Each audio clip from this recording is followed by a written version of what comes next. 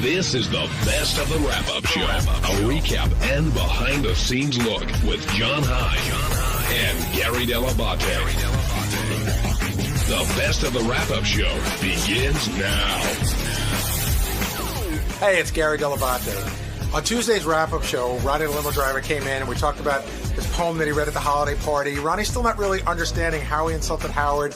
And then we talked a little bit about Ronnie and Doug Goodstein had a little bit of a disagreement because he thought that Doug threw him under the bus, and that turned into the whole thing. Here's how it all went down.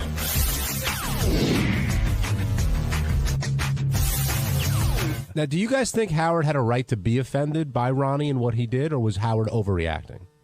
Oh, I think he had a right in a sense. As soon as I was in the back of the room when Ronnie was doing his speech or poem or whatever, and as soon as I heard that one line about Howard being an ass, I turned to whoever was standing next to me and I go, that's going to be the only line Howard heard. Because it was the only line I heard. This is what I heard. My boss is an ass. I mean, because it was, we played that tape today, which was kind of hard to hear. But standing in the back of the room, people are talking. It's noisy. There's that speaker system. And then I just hear a lot of mumbling. And then Howard Stern is an ass. And I knew that would cut right through everything. That'll be the one thing everybody heard. Would you characterize Ronnie as a sloppy drunk? Yeah. Yeah, I mean, when he gets really drunk, he does things he regrets. So I guess so. Yeah, he's blacking out. I mean, okay. So here are the things that I've seen. Again, none of which bother me. I'm sort of in the whole thing like with Benji. When Benji was acting wacky, say 2 years ago at the party, didn't bother me. I am just noticing this. All right, the Bubba wedding was a classic. Were you guys? You weren't working with us at the time, Jason. Were you at the Howard and Beth's karaoke?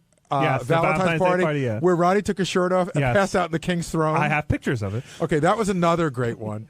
And then there's been a couple of Christmas parties. And there's also been a couple of Ronnie's, I haven't been to all of them, but Ronnie's birthdays at Scores and Rick's that I heard have been in that vein. But he gave a weird drunken speech at my wedding, too, which was very nice, but he was just going on and on about how I go to strip clubs and like all this stuff. And at some point I was like, Ronnie, does this go anywhere? Was he like Zach Galifianakis at the rehearsal dinner? Well, another thing Ronnie did today was actually walk out. If you missed it, let's hear that clip. You've lost it. Your ego is way out of control. Dude, humble yourself a little. All right. You're out of control. All right. I'm done. You're drinking too much? Listen to me. Look at me. I'm done. What are you done with? What about an apology? What about an apology? Come here. Get in here. Get in here now. No, you're not apologizing on mic. What the heck was that? He just left. He left. He's done. Your worst moment, Ronnie. Why did you walk out, Ronnie? I was done. But you were genuinely hurt. And surprised, right? Ambushed. Well, I would say blindsided. Yeah. You didn't see it coming today, did you? No. But the funny thing is, everybody else did. Okay. All right. But I knew you didn't, and I knew that. Well, I know that feeling. I've been in your shoes. You feel so blindsided that you feel stupid, and you want to leave. Yeah, exactly. I don't want to hear anymore. Just walk out. When you went through your poem, and JD read it, you wrote it, were you worried about that ass line and being crass, or did you think, oh, he'll know I'm just kidding around and, just being yourself, I guess? Yeah, well, basically, if you listen to the end of it, I was complimenting him. But he doesn't get that. He just like... Well, how is it a compliment if you say some people I think said you're an ass? Some people. I didn't say me. I didn't say Gary said it. I didn't say you said it. I said some people, meaning it could be anybody that media said it. people, whatever people that always who's made fun of him and said he was shit or whatever on the air. The Pope. Whatever. Then I said how everybody here loves him. But that didn't translate into his head, I guess. I was insulting him and his wife, which I don't get at all. I'm sorry. Well, the only thing he heard was you calling him an ass. I mean, I didn't call him an ass, John. All right, JD called. Well, JD, no, I didn't call. If you read the fucking goddamn poem, John, I didn't say, Howard, you're an ass, did I? I said some people call you an ass. Well, Fred said... I didn't say me. Fred said he had read it before. You showed it to him and told you might want to think twice about that. He never told me to take the ass part. I never said John was a pedophile. I'm just saying some people say John's a pedophile. Thank you, Sal. No problem. But JD, when you were reading it, you told me that you thought twice about that line. You thought Ronnie may get some shit for that. Yeah, it was definitely one of the odder parts of the poem when I did the first read through of it. But Listen, I was just trying to power through it. I didn't want to. I wanted to be as entertaining as everything was made it out to be. Do you think Howard has a right to be offended by what Ronnie did or how he acted? I can see how Howard is offended, but I can also see how Ronnie was trying to. I can see how Ronnie wasn't actually. He was trying to say something nice, but in a weird way. I can see where both points of views are. It seemed to me just like listen, if Howard, I could understand now Howard's point of view about it. At the time, I didn't realize it at all. It just seemed more like a roast kind of thing. But hey, some people say this, but we all love you. That's what it seemed like to me. I think we're learning that it actually takes talent to write poetry, and that words are a tricky thing, and that it's all about how you arrange you've heard them. the last fucking poem out of me around here. You're done? That's for sure. You're done? I'm done, man. What made you decide that? What are you kidding me? No, Are you fucking kidding me? Your balls get busted all the time. Yeah, and but now this is all like of a sudden you're folded I up. insulted his wife. How did I don't even know how I insulted his wife. I can tell you. We can tell you How? that. Because they've been together a long time, and you 10 called years. her his new wife. I did not. Yes, you did. I did not. Yes, you tape. did, It's a tape, Ronnie. that's what it is. That's your blackout Those are your speech. Ronnie. You said your new wife, Ronnie. and I think that's a little sensitive in the sense that he's been with her for 10 years. Wait a minute. Ronnie, wait, You blacked out. It wasn't part of your poem, but when you came back to give a speech, Yeah. Your second one. yeah, you absolutely said that.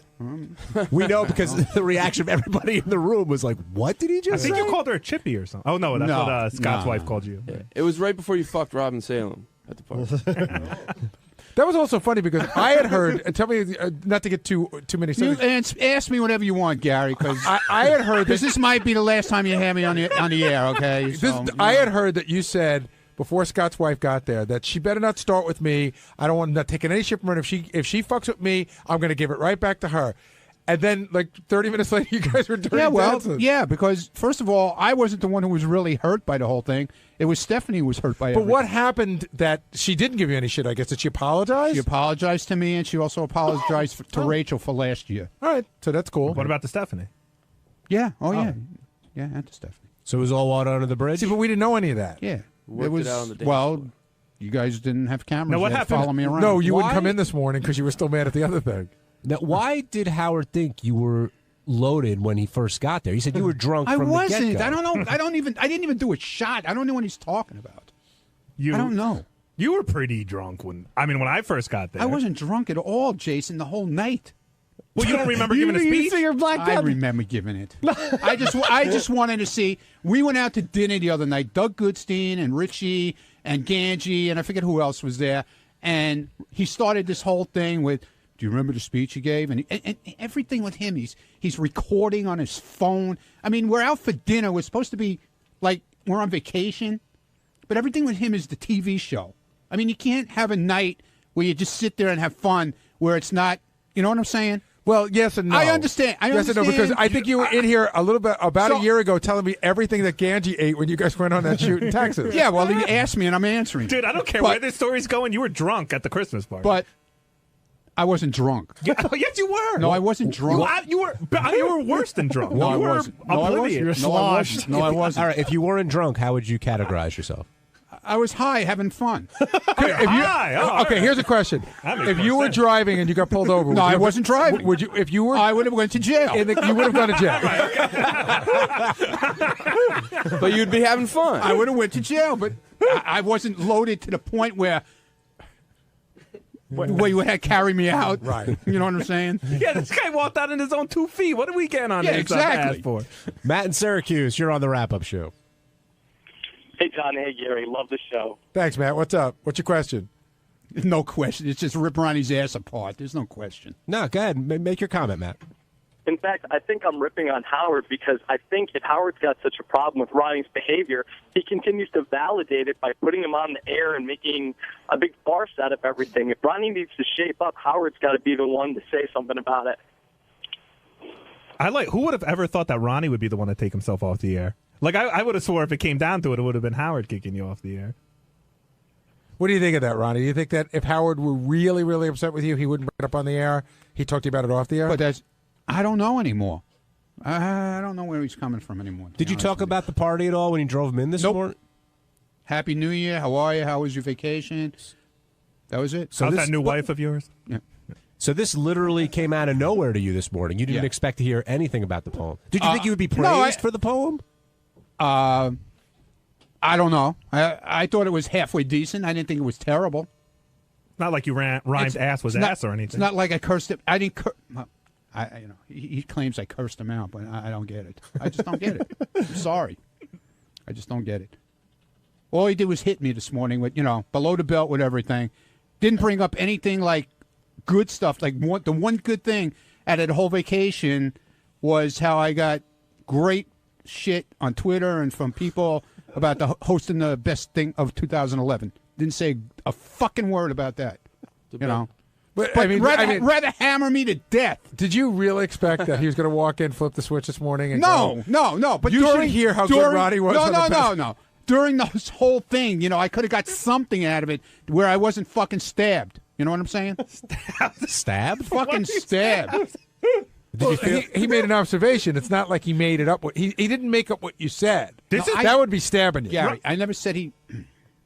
You can't win, Ronnie. I'm this sorry. is part of what Howard was making fun of you for this morning. You heard from a few people on Twitter that thought you did a good job, which I'm sure you did. Few people, and now much you're making much more than a few people. Why wasn't this the conversation this morning? No, Jason. By the way, why are you hammering me now? Why are you in here busting my fucking ass now? Oh, I'm busting your ass because you're on that microphone right there. Okay, good.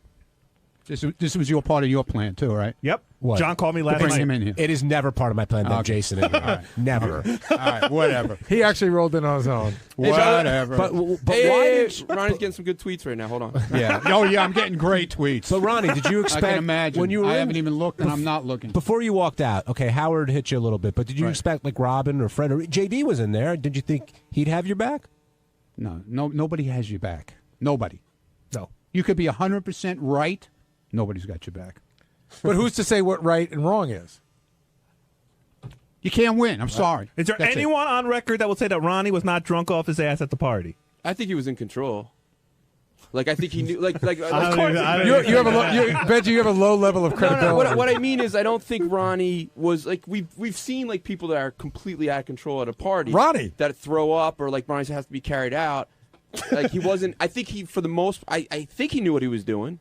There were definitely drunker people there. I gotta say, but there's in between being completely sober and not having to be carried out are many different variations. Is there anything you did, Ronnie, that you're embarrassed about? No. There's one guy that was at the party that, at least in the back office, we all universally think was by far the drunkest person at the party. I know who it is. And that person didn't do anything. You wouldn't say, oh, my God, Right. that person did this or did that. But if you ask me point blank who was the most wasted at the party, I have an answer. But don't you think that's because the person comes across as so laid back and conservative?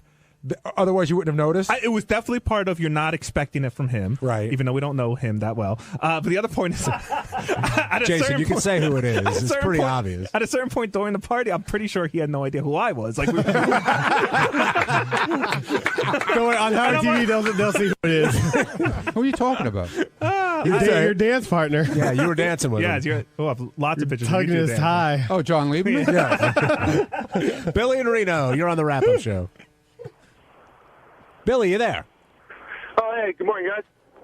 I kind of feel bad for Ronnie in this situation because I felt like all morning Howard was playing the whole ass comment, and then even when they played the recording of JD reading the poem, they cut it off as soon as he says, oh, my boss is an ass. When I feel like it's kind of out of context when he was actually trying to compliment Howard. Yeah, he said, though some people call my boss an ass and some say he's crass. And what's the next line? But we think Howard and Beth are top class. Right. The problem was the setting. This wasn't a poetry club meeting. Understood, Jason, but he wanted me to read a poem. He asked me to do it. I'm explaining how the room heard it, not what was in the poem. Once you heard that line, ass, that's it. That's all people, like I'm just saying, like people start murmuring amongst themselves and they don't hear the rest of the poem after that. I'm just explaining to the guy on the phone, yeah, maybe when you're sitting and listening to it replayed back on the radio, it's a little bit different. But at the party, that's a lot. That's that line. Everybody heard that. Like, line. did you hear Robin's speach? No. Really? No. You sure you were there? You sure you weren't drunk? I was standing right next to it, but I didn't really hear it. You were screaming during it. You didn't hear it because you were so busy yelling. I was going to say, if you could have embodied the sentiment of Robin's speech into a poem, you'd have been fine. Yes, Robin has 14 families. I remember making a speech at the party, after the poem. But I said to Doug Goodstein, when I was saying at dinner, that I didn't remember. So right away, you didn't remember? Get this on. Let's get this on tape. Let's get this on tape. You really didn't remember? Hey, can I just say Ronnie does an awesome Doug Goodstein? Not the voice, but the face is awesome. And then he ran in there this morning. It was like, ooh, like a little old lady. You couldn't wait to fucking spill his guts. When you were writing the poem, did the word top class come before ass, and you had to get a word that rhymed with top class? Yeah, well, the whole thing came together. It was ass and crass. But do you remember like what order you wrote it in? Like, were you like, oh, I need a word that rhymes with I top don't class? remember how I wrote.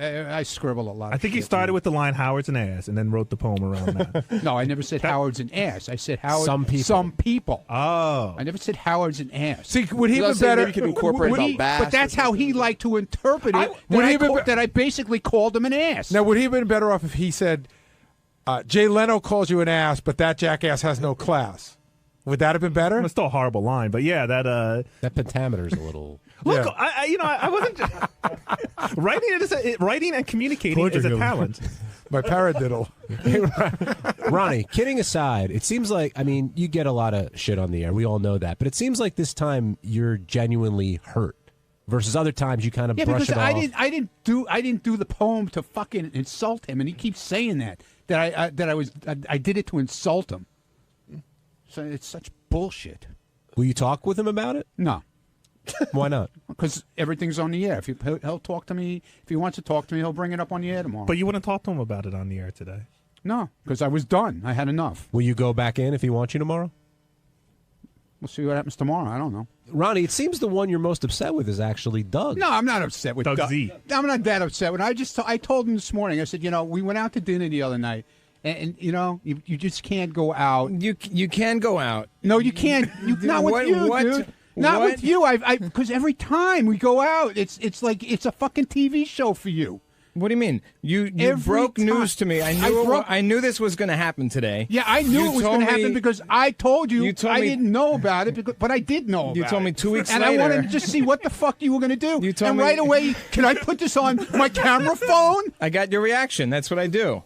Things don't only happen in the studio. Do we cover you all over the place, all over the country? But this Is was that out of the studio? No, Duh. yeah, because that's a booked appearance. No. I'm talking we were about out for a social dinner with girlfriends, wives, or whatever, and to you that there is no in between. It's always a TV show. That's right. The show's always on. Good. It should be for you well, too. Then you know what? But we're talking about next I like time Doug's you attitude. make what? I like Doug's attitude. No, you wouldn't like it, Jason. If you're always the center of attention with this bullshit, you wouldn't like it. I would love it if I was Doug, the if center. I don't think so. Doug, if Ronnie said to you, Don't invite me anymore. If Ronnie said to you, your "Hey, Doug," outside things. hey, Doug, No, I'll stop, Ronnie. I know you're sensitive to it now. I'll Yeah. give you tissues next No, time. I don't need tissues. But if- I don't need tissues, dude. if this came up as it did in your dinner conversation, and Ronnie said to you, "Hey, I don't want a camera on right now," would you turn it off, or do you know? Yes, I would. No, you I wouldn't. would. No, and you wouldn't. and just so you know, the 10-second clip of video that I shot that we're talking about of saying when I took out the thing on the cell phone, I said, "So Ronnie, you didn't know about the you made a speech. I just wanted to get his reaction because I know it was going to come up today." That's it. It's 10 seconds. I won't even use it.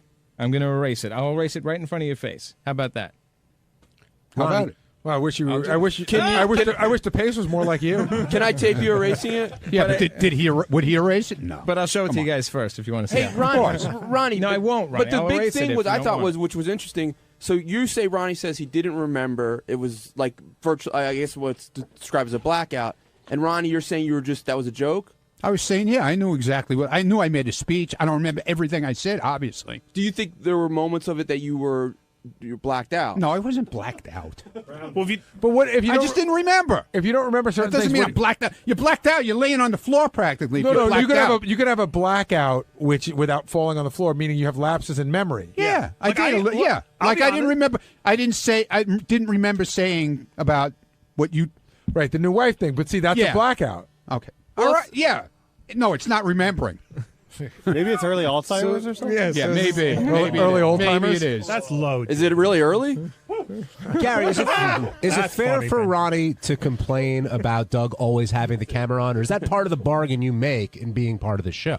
I don't like these guys hang around a lot more than I do off the show, so I just figure I don't know what their deal is. I figure they got it. If, It always winds up in an argument. It really like, does. but it does because he's got to film everything. This whole exchange, we're talking about this whole conversation with the video is about 10 seconds. And Whatever. the conversation It's still was a about camera. 2 minutes. It's still right away with a camera. Oh, can I film it? I got to film it. All right, so I got to film it for the TV show. John, I'll ask you a That's question. right. And I'll we ask you a like to question. film you all over the place. We'll stop that if you want. But that's But I'm saying one thing has nothing to do you're with the missing other. the point. I'm saying you're missing the point. outside of at your appearances, we shoot you all over the place, not just at your club at No, the you appearance. don't. Yes, we do. We go out. We have cameras sometimes. We'll do other things.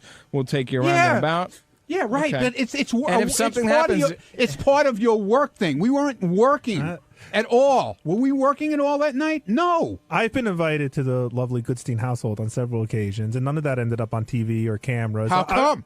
I don't know. But Ronnie, so you think it's personal? It sounds like Doug said before he taped. He said, "Can I tape this?" Right? It's like I'm fucking Doug's clown or something. You're not my clown. Yes, See, it is. I knew it.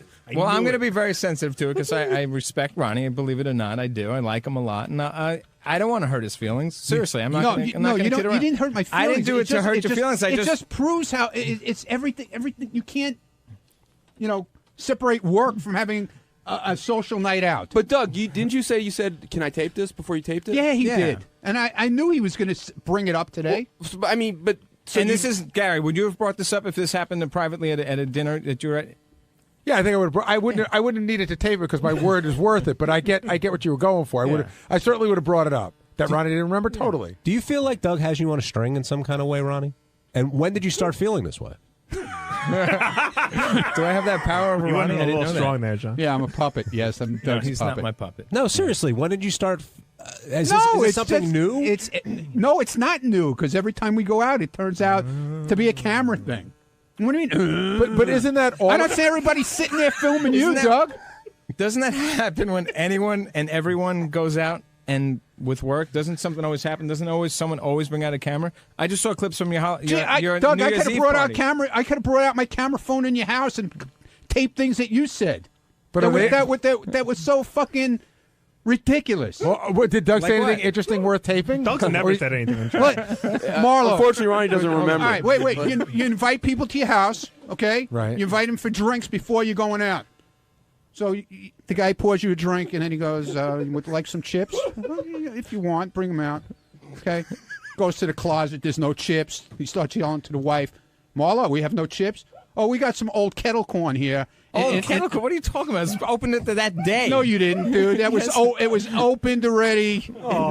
It was stale. Party foul. Give me a fucking break. If you're going to tell a story, tell the story correctly. telling it correctly. No, you were supposed to come over. We had a babysitter at 8 o'clock, and you told me your girlfriend was not getting home till 6:30. I Right. gave you an hour. Figured you'd get there by 7:30. We'd hang out for 10, 15 minutes or so. Yeah, okay. whatever, half hour. And then you offer, But you and showed then up you at had nothing. you showed up Why at would 7. you offer if you don't have anything? I had plenty. Don't offer. I had a fresh bag of kettle corn. Yeah. I said, let me have an old bag. All right, Ronnie, Open the bag that day, you dummy. The secret's out. So ridiculous, Doug. I know, he really got me there. Did you realize there was such angst between the two of you? I didn't even know they hung out. I swear to God. No, we hung out. And we have a hang good out. time. We We have a hang great out time. all the time. But you know what? It's so ridiculous. It's got to be about the TV show. I thought I was the only one that got angry about snacks, but it's good to know I'm not alone. What I about- got angry because I didn't like. It was like all these little crumbs. It's bullshit. I agree in a with bowl, you. in a fucking bowl. Fuck and then off. he's asking his poor daughter, "Oh, would you like some?" There's nothing there. It was like little pieces, No, like it old the wasn't. bottom Oh, of the my bag. God. But there's no So you place say- you gotta go get a bag of I Ruffles. wish I Doug, pulled come out the on. camera. 'cause Doug this is starves not the baby. true. Is that what you're saying? Next time I'm going to bring my own stuff with, so you have something Yeah, there. bring some dip. Ronnie, you're Oh, going to get yeah. upset tomorrow when other clips potentially come up that from a private party? I think he's talking about what There's you New shot Year's at your Eve New Year's parties. Eve I party. didn't shoot anything. See, I didn't. I wasn't there, but other people did. No, but people asked me. They asked me in advance, "Is it okay?" And I said, "Yeah." But Doug asked you too, though. Yeah, but I knew. I said yes for a reason, just to see what was going to happen. Oh, that was smart. See what happened? Yeah, I see what happened. On Wednesday's wrap-up show, there was a lot of talk about transcendental meditation. Scott DePace doesn't believe in it, although we don't know why. Gary's doing it, Jason's doing it, Ganji's trying to do it. So we talked about it and what you believe, and as always, it ended up in a fight, because all good wrap-up shows.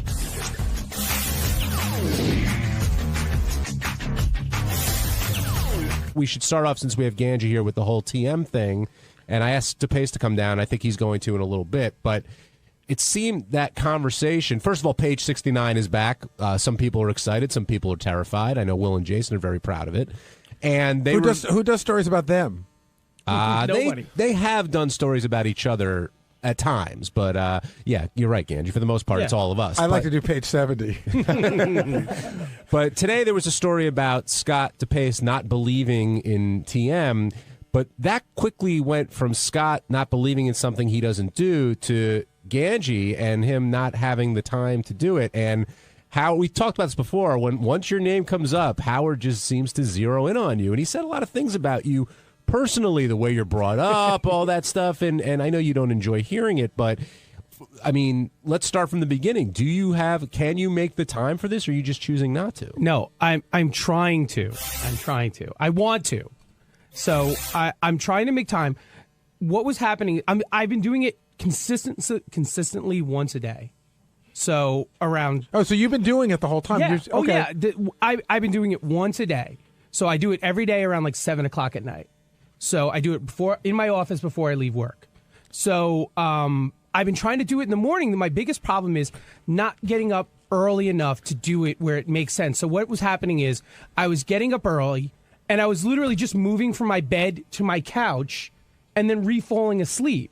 So it wasn't like I feel like I wasn't getting anything out of it. I was just falling asleep in a different spot. Okay, so if you're getting up early, why don't you get up early, shower, eat, do all your stuff, and then try? Well, then I just need to get up a little bit earlier to do that. So, but you were getting up earlier to do it anyway. But I feel like I need to be up and like kind of like a little bit of little active before I. Right. Just taking a shower is not going to make me not fall asleep on my couch. So before you did TM, you got up in the morning, right? And then what do you do?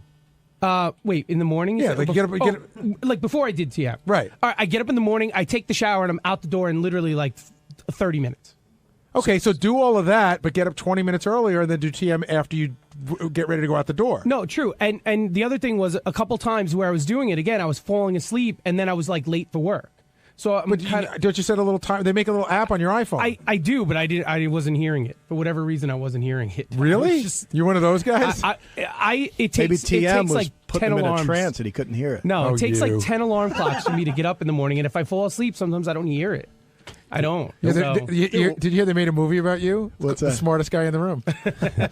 Gary, everything you say, whenever you say something like that, you're the exact opposite. You say the exact same shit. Yesterday, you tried to tell me how Apple TV is the best thing there is, and I'm saying no. I didn't say it was the best Xbox. thing. No, but see, here's we're not going to turn this. It's your way. We're not going to turn this into a big argument. You, quite honestly, I said Xbox. I said Apple TV is really good, and you were more like, I use Xbox. You sort of discounted what I said. You're like yours is the greatest, and my idea was stupid. No, That's for me. because I didn't know, I'm not an Apple guy. I didn't know. I didn't know anything about your Xbox, and so we were talking about using TV and how you can watch things around the house. Yeah, and I said I got to tell you, Apple TV is the greatest thing. And he goes, "Yeah, I don't know anything about that. I use Xbox." He was sort of downgrading. Yeah, I said I know a lot about that. I've used it at a friend's house, and I think the Xbox is better. That's it. Okay, now that you two have agreed to disagree once again. But Gary just doesn't understand that. He thinks, he finds there's no issue with Will or whoever making fun of me for being mildly into religion, but yet you've got a view now on TM, and I can't make fun of that at all. I didn't say you couldn't make fun of it. Well, I didn't say it. Howard said it. I think it's interesting. Listen, by the way, you're not the only one. There's other people here who are, I will say, skeptical. You're just a loudmouth about it, but you're not alone. In other words, you're not a loudmouth. I talked to one person, Doug Goodstein, about it, and then he yapped to Jason. Well, he yapped. He was upset about it. I will tell you that Doug told a couple of people because he's a baby. It's sort of like you're trying to try out this thing. I'm confused though. Why is Doug upset? Because Scott put it down. Doug can't do it now. I get it. When you're in a room with a bunch of people you deal with every day. And then somebody that I guess Doug respects on some level, tells you that what you're doing is stupid and gay and a waste of time and a dumbass nap. You start to, you're trying to find your way to do it in the first place. Now, I know Howard would say, "Oh, are you such a simpleton that Scott DePace's opinion matters to you? Just do your own thing." But it does weigh on you a little bit. Like I know there's people here that aren't doing it that think it's dumb, but they just don't say it to me. Can I watch you do it? Sure. I mean, there's nothing. Did you refer to it as a dumbass nap? Yes, you have. You did to me too. Maybe. It sounds like something I would say. Yeah. But what about what Howard's saying? How could you not believe in something that you haven't tried? Well, I would say the same thing to him. He has not tried religion or Christianity, right? I mean, I think he has. Actually, he has. No, I think he's tried Christianity. No, but he's tried religion. Well, not Christianity. Maybe that's Christianity. You should know what you're into. Yeah, he's into something different. Christianity. Christianity. Did I say it wrong? Like 5 times. Christianity. That's right. That's it. Anyway, so I don't understand. In other words, I'm just simply saying that I agree. If it works for him, that's great. But don't make me out to be foolish or. But nobody did. I don't believe it. But see, nobody did. What happened was you were making Doug out to be foolish for trying it. Doug and I are friends. I'm making. See, that's a deflection. But you're just saying. Then Howard says, "Well, you've never tried it. You don't know." You just said, "Hey, if I'm into religion, don't mock me for being into religion." But then Doug tried TM, and you mocked him for it, and you're like, "Well, that's just me being fun." But Howard and Will do mock me for, or they did once. I'm not even Mr. Religious. Yeah, I don't think of you as very religious. But it became that I was stupid because I happen to believe in God, and that evolution perhaps is one of God's things. Well, I'm having a vague recollection. Were you one of those guys who doesn't think that evolution should be taught in school? I couldn't remember. No, it came up around that. I just said that I'm not willing to believe that a bang created all this thing. I think God is behind stuff, and that's it. I believe if there is evolution, I could care less if there is. If there is evolution, I think God is behind it. That's it. That was my simple statement that somehow made me out to be crazy. And I would just like to say that Howard basically said the same thing today, that since I don't believe in his way, that... But let's get to the core of it, because I just asked you about it. You just said, hey, don't mock me for being into religion. And then I said, well, why'd you mock Doug for trying TM? And you go, oh, we're just kidding around. Listen. But you just said, how do you know Will and Howard weren't kidding around with you for the sake of the air? Well, that could be. But, But you can't have it both ways. Well, of course, and Howard can't either, right? No, I'm talking about Howard you. can't Hold on, either. I'm talking about you. I'm talking about Howard. I know, but I'm talking about you. How is Howard having it both John, what do ways? you feel about it? Why don't you do it? What, TM? Yeah. Because it's not for me. How do you know? You haven't tried it. Because I've talked with Gary and other people about it, and I respect that they're doing it, but ultimately, it's just not for me. I sit in front of I sit in front of a TV for hours. That's my TM. Okay, I get away that way. Yeah, and I get it from golf. I don't need. But I'm not saying I don't believe in TM and it doesn't work for people. And it sounded like that's what you were saying to Doug and others. You were making it like John says it's not for me. Whereas what I got from what everybody said you said is you said it's stupid. People need to lighten up. No, but what do you think it's stupid? I can't.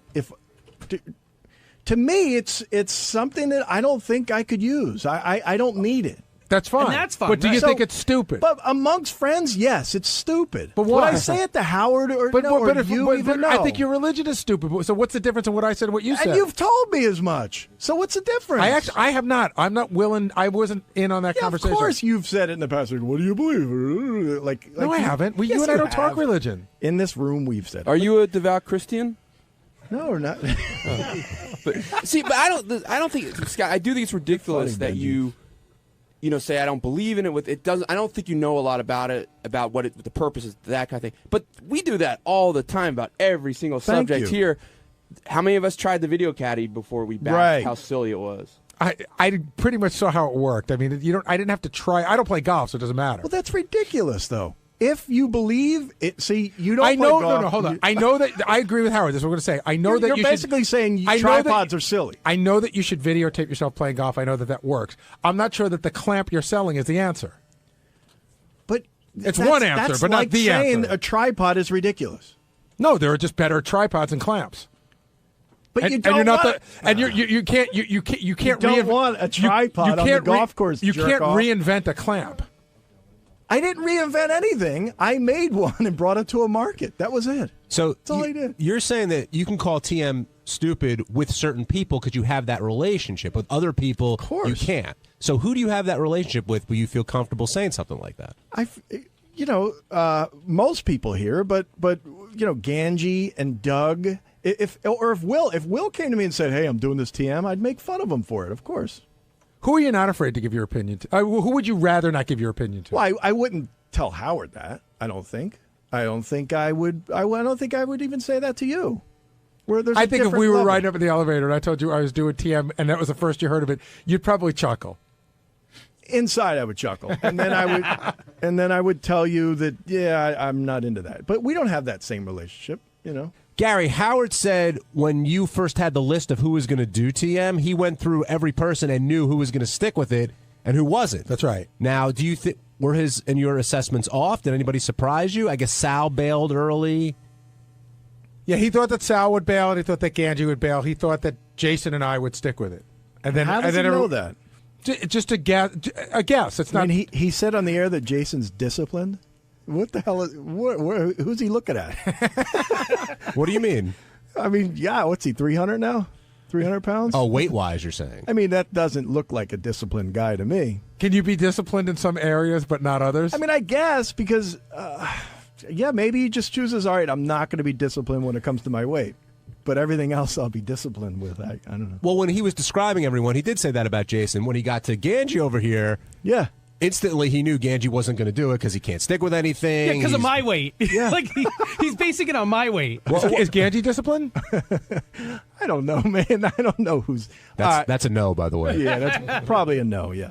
Well, but he also said, Ganji, because of the way you were brought up, you've always been coddled. I don't understand where he gets that idea from. Well, how was I coddled? I don't understand that. Well, I mean, I could tell you how we think you were. Right, tell me how. Your father ran a business that he did very well in, and you guys all work for him, and you never really. I mean, did you have to work growing up except for him?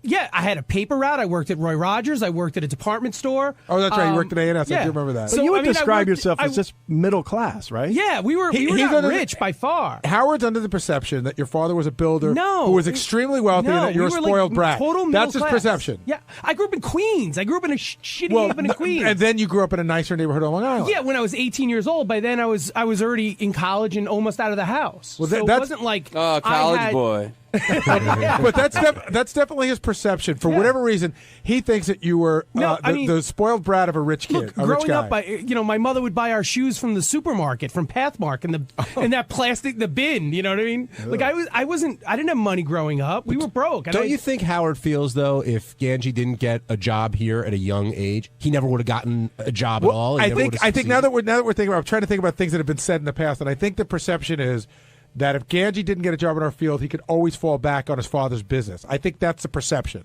Well, I see. Oh, so I lucked out that my father had his own business. No, I think he's never just wanted to work there. It's not, I'm not casting aspersions. I'm just saying, in his mind, he's thinking like, well, you never really had to work that hard because you always had a safety net. Yeah, but that's like saying, like, I'm sure Howard's father could have got him a job where he was working. Everybody's dad can try to get their kid a job somewhere. No, but your father owned the business. Yeah, but but it's not like I was trained to work in construction.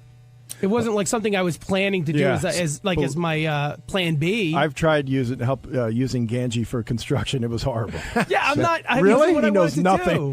Really? I would think that you're. See, that's funny. In my mind, he's like an ace. No, I hate it. I've always hated it. He was literally nothing better than a pair of hands to hold something. Now, Ganji hasn't been able to succeed at the TM twice a day. We talked about that. But someone who has been able to do it is undisciplined Jason Kaplan. Yeah, I heard I'm undisciplined. What's up with that? Nothing. Scott mentioned that you're undisciplined because I'm very disciplined. I go to McDonald's every day. It's hard to keep that kind of discipline up. Okay. No, listen, undisciplined would be if I was trying to diet and it was important to me, and I ended up being like Tim or Ganji or going on and off diets every 2 seconds. So you don't care if you're at what point are you concerned? I don't know. I'll let you know when I get there. Hey, can I just jump in? When was the last time I was on a diet? You're saying I'm jumping off diets every 2 seconds. That story he told was from 20 years ago. It sounded like it happened Like yesterday. I'm on diets every 3 days. Well, weren't you in one of our contests? Well, so was I. That was 8 years That was ago. for money. So wait a second. You want us? I only was in the contest to maybe win money. So when you you're not would like the world porn to dying people, you're dieting. You would like the world to know that you're not trying to lose weight. You don't care. I don't want the world to think that I'm this yo-yo dieter and I'm not doing anything and I can't. I haven't attempted to diet. No. Oh, okay. I take that back. Why did you decide to do the TM? Like, what in your life pushed you to I just thought it would help me with some more focus. I would like to be more focused. I was feeling like I'm always tired. And part of one of the things they tell you is you can get some more energy, so I always feel tired.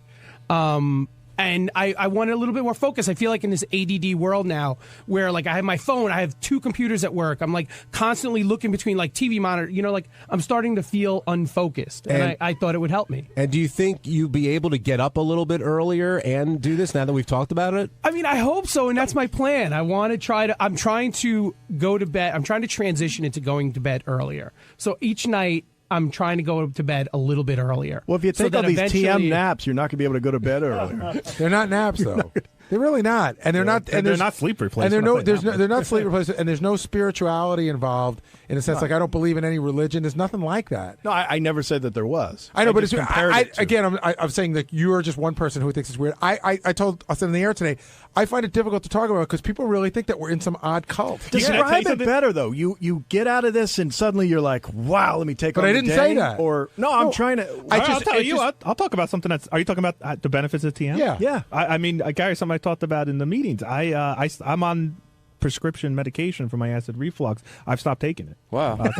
No, but that is just ridiculous. But why is it ridiculous? How could it have anything to do with your physical reflux? But it does. Ridiculous. So you sound ridiculous. It does. Do you think the Sarno stuff is bullshit? So hold on. No, do you think the Sarno stuff is bullshit? The way Howard describes it, yes. Howard describes it. It'll cure all back pain, and you know it's the cure for everything, which I think is bullshit. It may help. There might be a certain case. I'm one of them. I can tell you right now. I went in and I was told to have an operation on my knee, which never happened, and I went to Dr. Sarno. So why can't this help Jason's reflux? Well, it is helping it. Well, let me just ask you this then: could it also have helped him to go golfing and relax that way? And then his reflex would I don't think. I think it would be very. There's no proof that golfing cures acid reflux. Can I just answer for myself for 1 second? Real quick, Jason. Okay. I'm very stressed out. I've been taking pills since high school for my acid reflux. I do plenty of stuff to try and relax. I smoke a lot of weed. I jerk off. I watch a ton of TV, which is John's version of TM. I do plenty of. I might not play golf, but I have my own versions of relaxing. None of them have shown any results. I have not changed my diet. I have not changed my exercise habits. The only change I've made in my life is TM, and I've stopped taking pills. Now you can say for whatever reason that's fact. That's just fact. Maybe you didn't need them in the first place. Okay, well, I couldn't go a day without taking a pill until a month ago. John, maybe it'll cure your diabetes. What? Try it. TM? Yeah. John has a disease. I'm skeptical of that. I will admit that.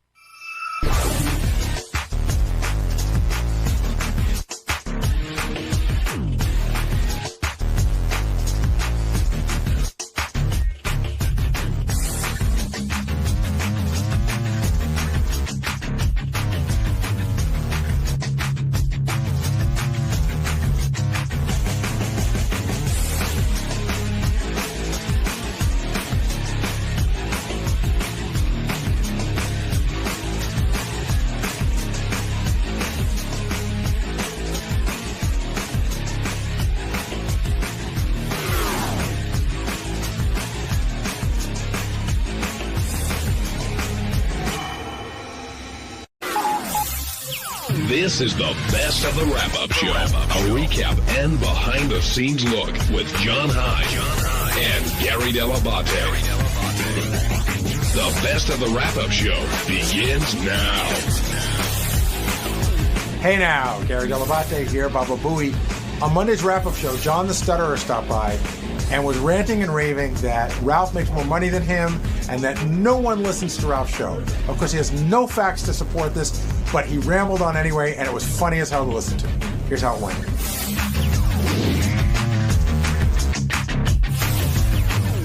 Kevin was a big part of today's show with Maria. Another big part of today's show was John the Stutterer, who came by. And Hi. John, hey John, how you doing? Hi John, how you doing? I'm doing okay, thanks. You were in the hot seat a little bit there because your anger, I guess, towards Ralph and Tim has sort of taken away your show. And I know you had health concerns and things got crazy with your show, but I'm guessing you missed the airtime. But the first thing that popped in my head, you sound very, very sure about like how Ralph gets paid and all that other stuff. Where did you come up with that? And do you feel like you sort of got that off your chest today and did some good there? Well, I'm glad that I got it off my chest, obviously, John. Yeah, I have been a fan of the show now for many years. And Ralph, as we all know, is Howard's longtime boyfriend and number one buddy. And I just think that my perception that he gets special preferential treatment is held by many, many fans, and I think that I am the correct. I just know. For example, his stupid show, The Geek Time. Hardly anyone listens to it, but yet it is still on the air. But John, you state that like it's a fact. No, but no, John, I know I'm that. A fan. I listen it to that. has hardly any. And think of the guests he has, the huge guests that he has on that show. People. I mean, by the way, Ralph is Ralph. We all know what Ralph is, but you can't knock that show. You can say Ralph sucks because it's your opinion, but to say that nobody's listening to the show, like Tim has a way of knowing Howard was right. And believe me, if no one was listening, it would be gone. No, wrong. But why do you think you're right? Gary, Ralph gets paid more than Riley. But how do you know that? You still haven't said it, like have established. Are you just assuming he does? The interns. His show.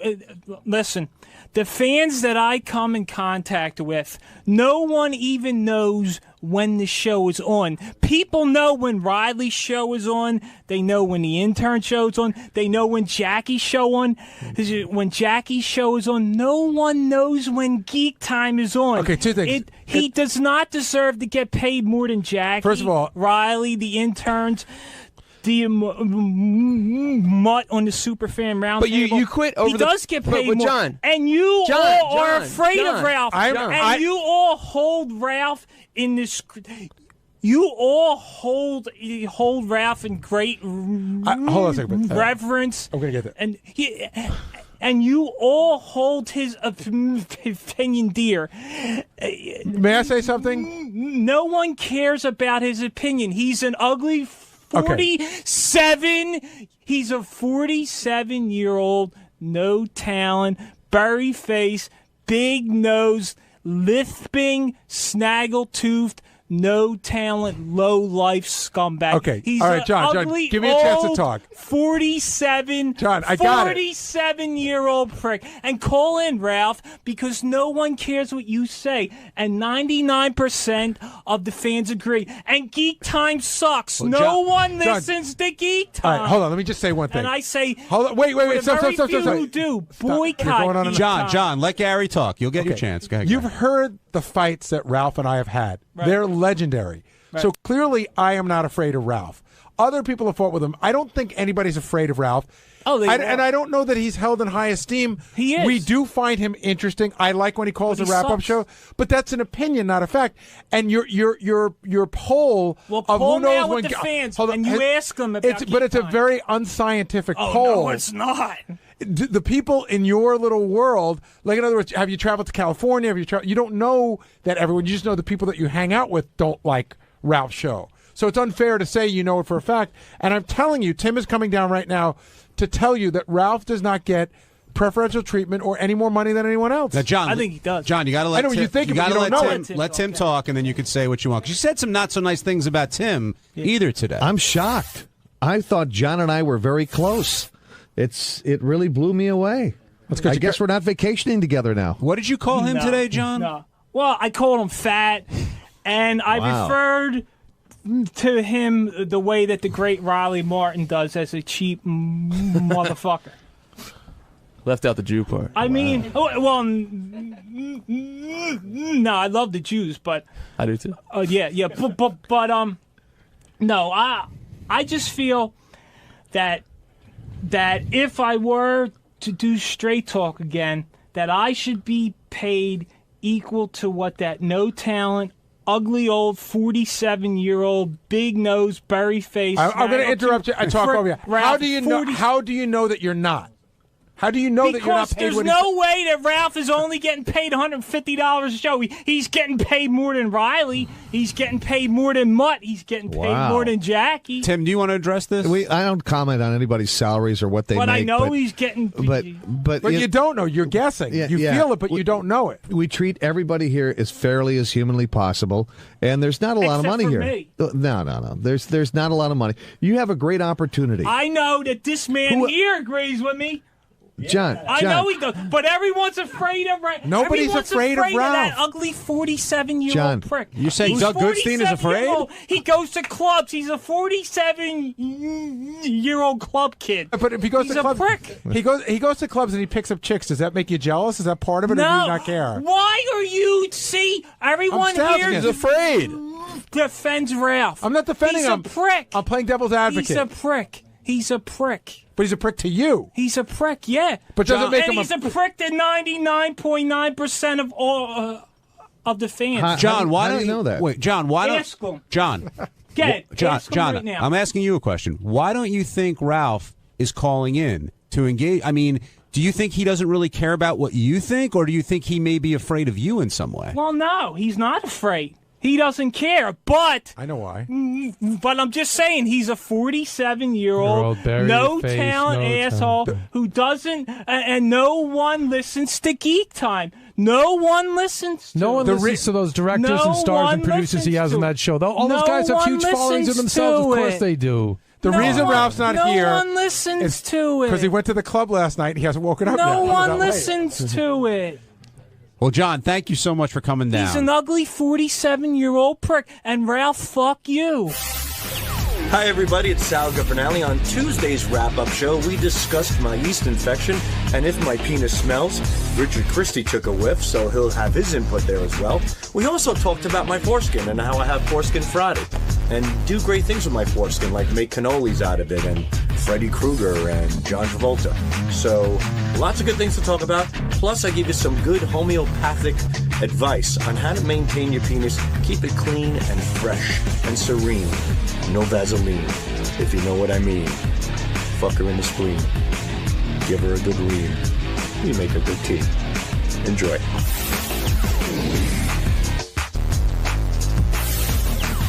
Richard, before Sal comes in here, I want to ask you. You said that you can smell, like you could smell the yeast that grows on him. This is, and let me make it clear because he's kind of freaked out by this. His cock doesn't always stink. This was like one time a year or two ago. I want to make it clear. Sal normally has a clean cock.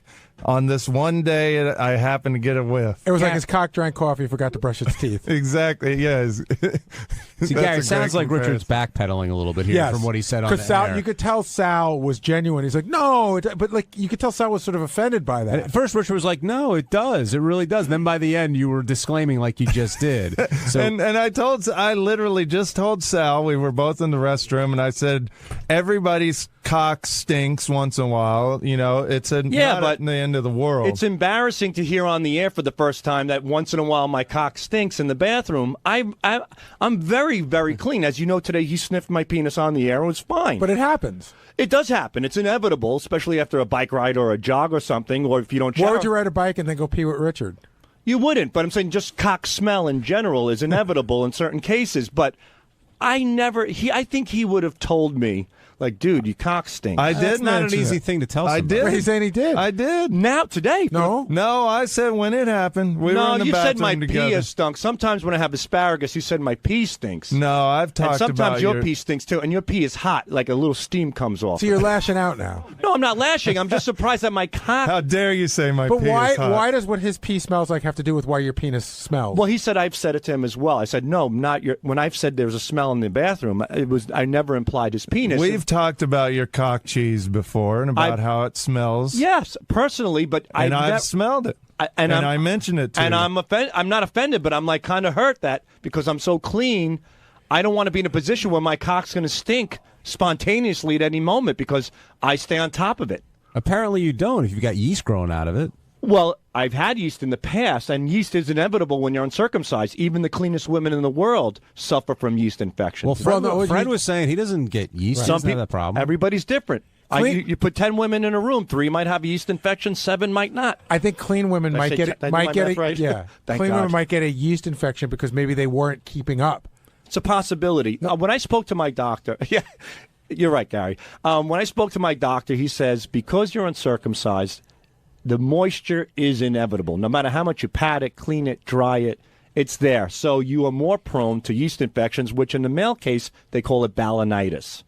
And that's what I've had from time to time. Now, don't you try to cure the moisture by putting toilet paper in your pouch? I was putting toilet paper in there. You're wrapping it up, right? Yeah, it looked like a little white flag. Yeah, like we'd go to pee. Like a surrender flag at the... So the doctor told you that everyone who's uncircumcised has this issue? Not everyone. It's more common with... Yeah, the people that don't wash have it. I wash, Gary. I wash like Richard sniffed my pecker today. But it's funny. We'll go to pee sometimes, and he'll pull his cock out, and then paper just starts flying out everywhere like it's Rip Taylor or something. I got to tell you, I've seen your penis way more times than I would want to say that I have.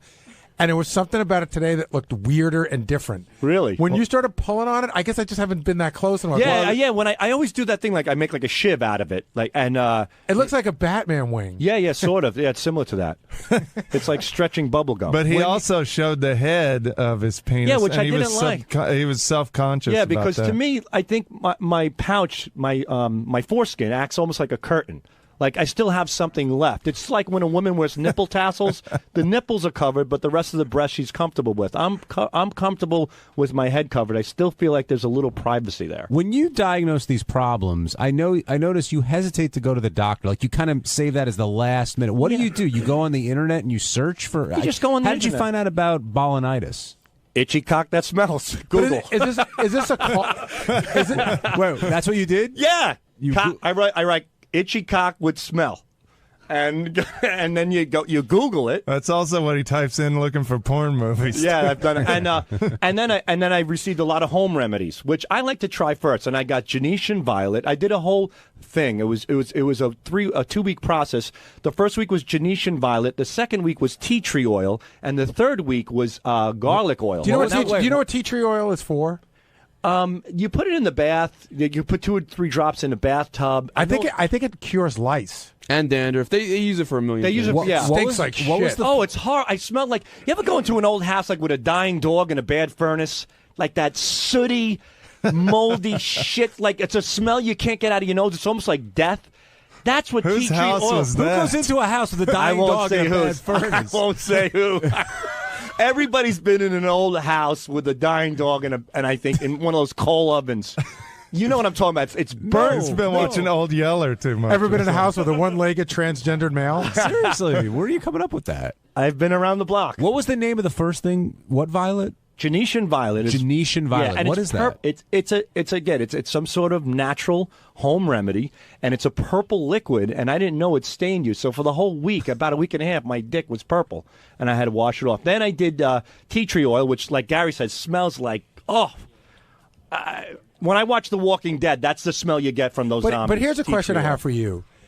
You go on the internet, you talk to people who aren't doctors, who have some ideas, or you can go to an actual doctor who knows exactly what to do. Yeah, but sometimes I'm thinking, you know what, I'm on the internet, let me take a look, let me try a few things first, and then if they don't work, then I'll go to a doctor. But these home remedies may be more dangerous than what you actually have. They may, but, it's the luck of the draw, I guess. I don't know. Why take the chance? Why not just go to the doctor? Well, if I do thorough research on these things. I look into it. No, you read what people write. That's not thorough research. But there's a lot of people writing it, and I also go to like WebMD. You could go there. You can ask questions. I like to do it. I like to. I've learned about this. This is great. I know a lot about homeopathic solutions to yeast infections. Oregano, garlic, the garlic oil, and the oregano as well. That seemed to work. I even put a clove of garlic in my pouch for a little while. Oh my God! Did that burn? It stung a little bit, but the thing is, my wife came into the bedroom tonight. She goes, "Were you eating garlic nuts today?" No, my dick was. Yeah, I mean, I had a clove of garlic in my dick. Tim in Toledo, you're on the wrap-up show. My question for Gary and John, and I guess Benji too, does your wives or girlfriends know as much about your penises as Rich knows about Sal's? Like, I don't know if my wife could pick mine out of a lineup. Can we have her come in? But I know that you two could. If I did a lineup of penises, right, like a glory hole looking thing with like 7, You could pick Richard's, right? Oh, absolutely. Richard? Oh, yeah. I could pick Sal's for sure. That's not weird or anything, huh? No, the weird thing is a lot of people on the staff could too, because you guys have, put it out there quite a bit. But this is the first time you guys have done that in a long time. I was thinking about that today.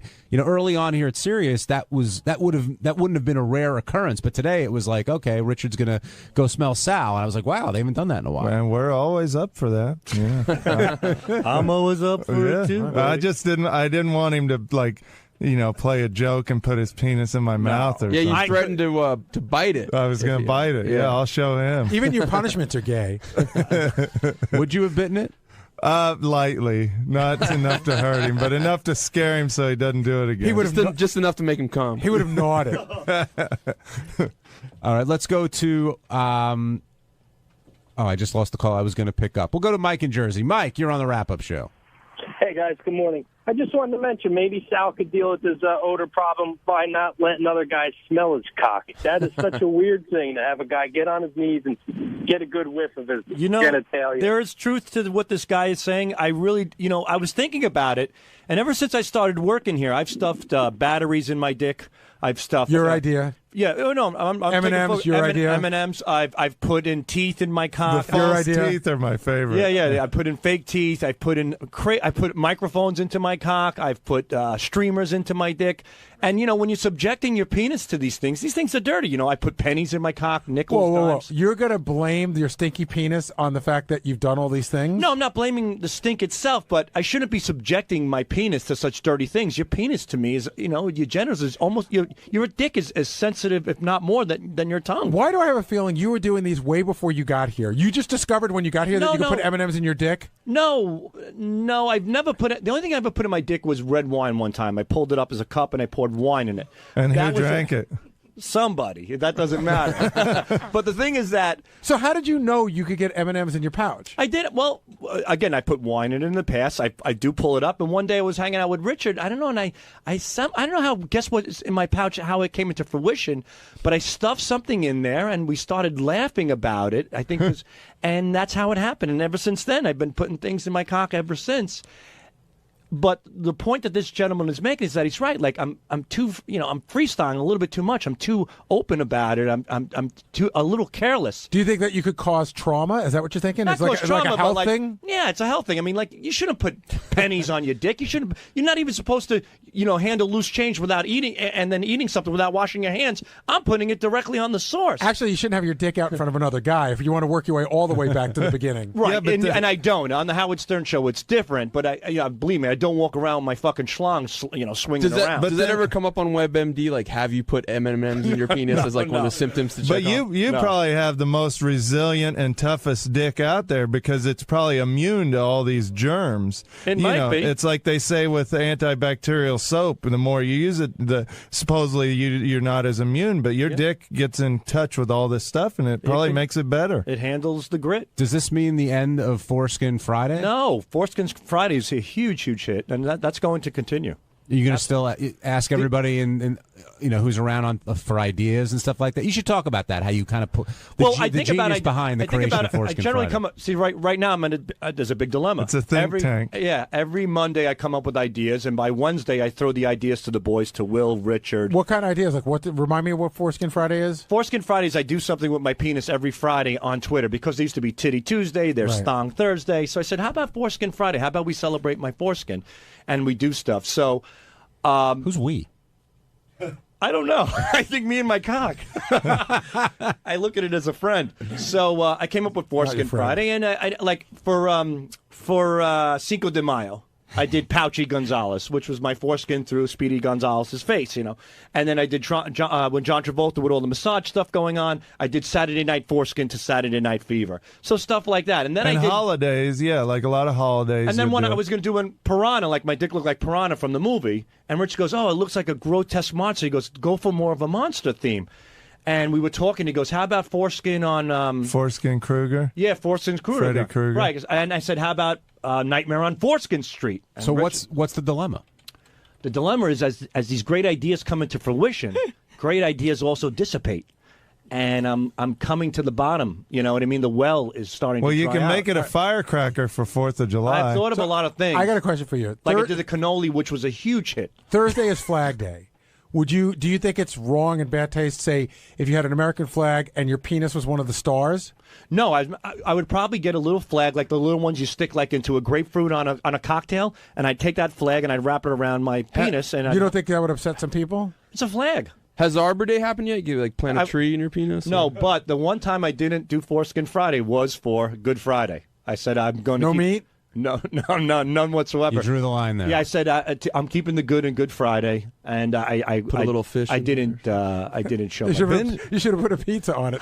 That's what everybody orders on Good Friday. That's Catholic. Steve, what do you want to say? Yeah, Gary. The best is though on like Thursday, you'll be sitting there working, and you get a tap on your shoulder, and it's Sal, and in his serious voice, he does the, hey, I'm working on something. I'd just like to get your thoughts on it if you could. This one is, what was the Kiss one?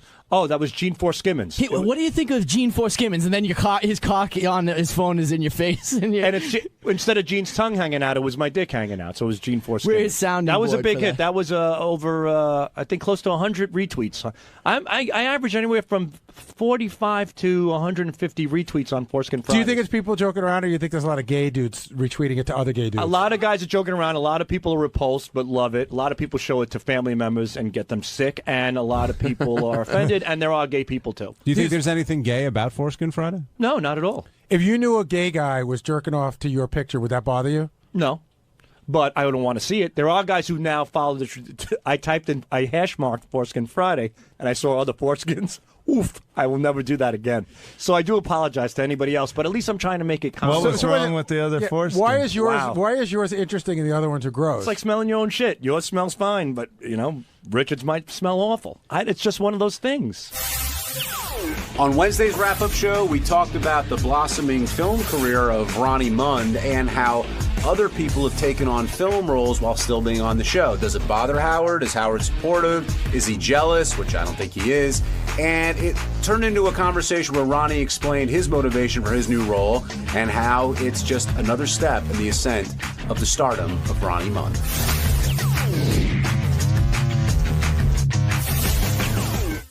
Now joining us on the program is Ronnie Mund. Ronnie, we've confirmed that you will be appearing, or at least acting in this film on Monday, I guess, a Stamos film. And Howard doesn't seem thrilled with everyone going out and doing movies. Were you worried about doing this role?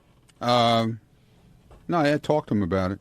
Do you have any idea how many lines you have? No, I'm supposed to get them today. But do you think it's a big part, or do you think it's a small part? I think it's probably small. According to what I just got an email from them. Actually, they heard the show this morning. I guess they were saying that a Stamos film is not a junk film, basically, and don't compare it to Sal and Richard's movie, that kind of stuff. Well, I think they're working on a whole other level. And basically, it says I'm playing myself, whatever that means. But you're not Ronnie Mund. You're an angry guy at a strip club. Or are you Ronnie Mund? Like we'll say in the credits, I don't know if my name is Ronnie Mund, as the part, but I'm playing myself as probably like a host or something. So how do you plan to approach like the character? Like, how do you see yourself? How are you going to prepare? The usual, carrying on like a lunatic on stage. That's what I'm seeing. Is there anything special you're going to do to get ready for it? Because you doing it just going out with the guys is one thing, but being filmed, I mean, that's a different ballgame. Well, I think if I try too hard to think about it, it's not going to work for me. Would you consider getting crazy drunk? No, maybe a drink or two, maybe. Are you a good actor? Crazy drunk. You act? What do you care? Well, I mean, what did you come in here to bust my balls? You're going to be in a movie. Oh, he's already here. You're going to be in a movie, so I figure you must have some kind of acting experience. It's supposed to be a crazy type movie. It's a comedy, asswipe, and basically it's supposed to be about a guy who's taking guys out to teach them how to be single, I think, or some shit like that. Almost like a hangover type thing. I bet it's nothing like Hangover type. No, I just got off the phone with the producer, if I can interject. Well, and they thanks said, for interrupting. Go ahead, John Lieberman. First of all, Ronnie says he's going to memorize his lines on the toilet. Yeah, that's where I do my best thinking. That's where I write my poetry. Shit goes in, shit comes out. Yeah, right, exactly. But the producers heard what Howard said this morning and were a little disappointed because this is a multi-million-dollar movie. Ronnie's scene is one scene. Benji and Elisa are not in it. They wanted to clarify. They're not sure how that all got started. But they definitely wanted to clarify that the producers are big fans of the show. Obviously, Stamos is too. But they pushed Stamos to put Ronnie in it because they said there's no better person for this character than Ronnie. It's a guy who is a patron in the strip club, getting up and yelling things and telling girls to show their breasts and all that. So they said Ronnie was perfect for the role, but Stamos didn't want it to appear that he was trying to use the Stern show. So it was actually the producers who pushed Stamos and said, get Ronnie, he's perfect for this scene. So I would almost argue that the role was modeled after you and not the other way around, Ronnie. Like maybe they heard you on the show and said, hey, we need a guy like that. Maybe. And they're literally getting you to do it. Well, Stamos knows my routine. I've hung out with Stamos in the club. So you're just going to recreate what you did with Stamos previously, basically? I'll just recreate whatever I do whenever I go. Will you stick to the script that they give you, or will you feel like room to ad-lib a little bit? Well, I'll talk it over with them, see what they think. They said they're going to get Ronnie's input today. They want to see what he's most comfortable saying, although we all know. But Are you Yeah! Are you excited for the role? Yeah, it's cool. I think it'll be cool. Do you see the potential to break out Let's Fuck Some Whores? Nah. You don't think it's right for this? Nah, I don't think so. I don't know. Maybe. You never know. What if they water it down for PG and it's Let's Bang Some Whores? No, I don't think this movie is a PG movie. I really don't. Have you been thinking about other catchphrases you may want to throw in there, or you just again gonna go with whatever they give you? Well, whoa, stop the clock might come in there. You never know. Who knows? Good one. You know. You never know. And Gary, you said there's sort of a bigger picture thing going on with, I guess, everyone working on outside projects, and maybe this falls into that. Yeah, I just think that what Howard hears is like somebody's doing this movie, somebody's doing that movie, somebody's doing a show on the web, somebody's doing a block party, somebody's doing an eat and greet, and it all becomes one thing to him.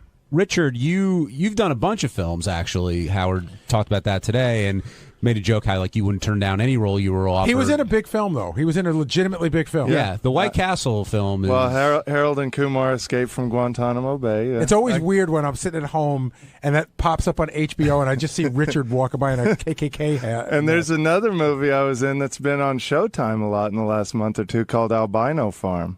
And, a lot of horror I've seen fans. that at least 100 times. Are you sort of the go-to albino kind of guy?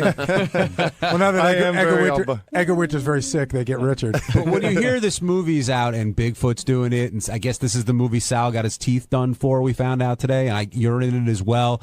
Do you think twice about doing it, or are you just like, you know what, sounds cool, it's during off time for the show, so I'll give it a shot? You know what, this is, there's a huge crew on this movie. It's got a decent budget from what I've heard, and they made me a really good offer, and I'm happy to do it. So, yeah, I mean, if I had to go to, Arizona to get paid $5 for a movie, I wouldn't do it. I want to make sure it's something legitimate, and it's definitely a legitimate movie.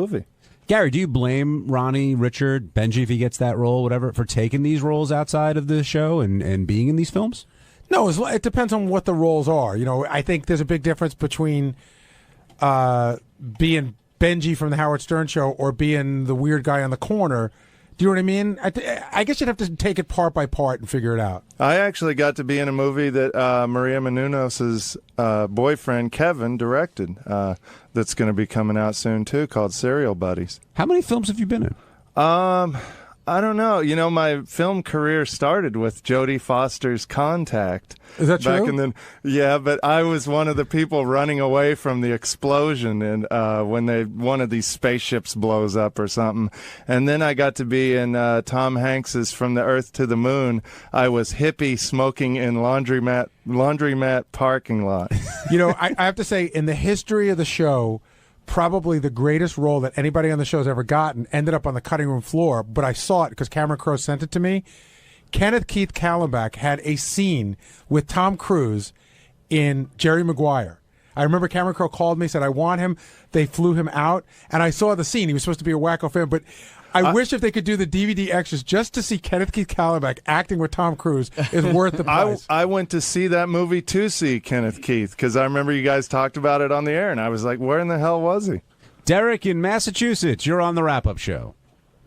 Hey, you guys will know this more than I will, but Howard seems to be pretty jealous, and guys like Ronnie and even Stuttering John, when he got his part, if he doesn't have anything to do with getting them those roles, he seems to be angry, and not just the roles, but the job for John. He seems to take it as an angry. Like he'll get Eric a job, Eric the midget or Eric the actor, and he'll help those guys, and that's all fine and dandy because he's part of it. But when these guys do these things, he just seems to be jealous and angry of these guys in this situation. I hope Ronnie's movie's a success.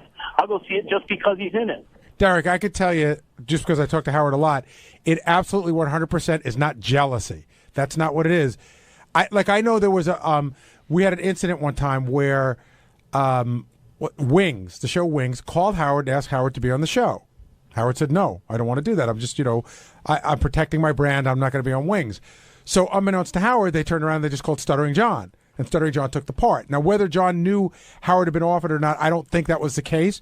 But I know that when it came out, Howard was pissed. And his feeling was like, well, if I'm not going to do this, if I'm not going to put all this stuff out there, if I'm not going to sort of take every bit, but everybody around me does, in a sense, he feels that's tarnishing the brand. But that is probably more the explanation. Jealousy has zero to do with it. Ronnie, have you ever sensed any jealousy coming from Howard? No, come on. Are you kidding me? How can he be jealous of me? Are you kidding me? That's a great point. It is a great point. No, I just said that. It's a great point. Yeah, it is a great point. I just feel I always run things by him before I do anything. Has he ever told you no?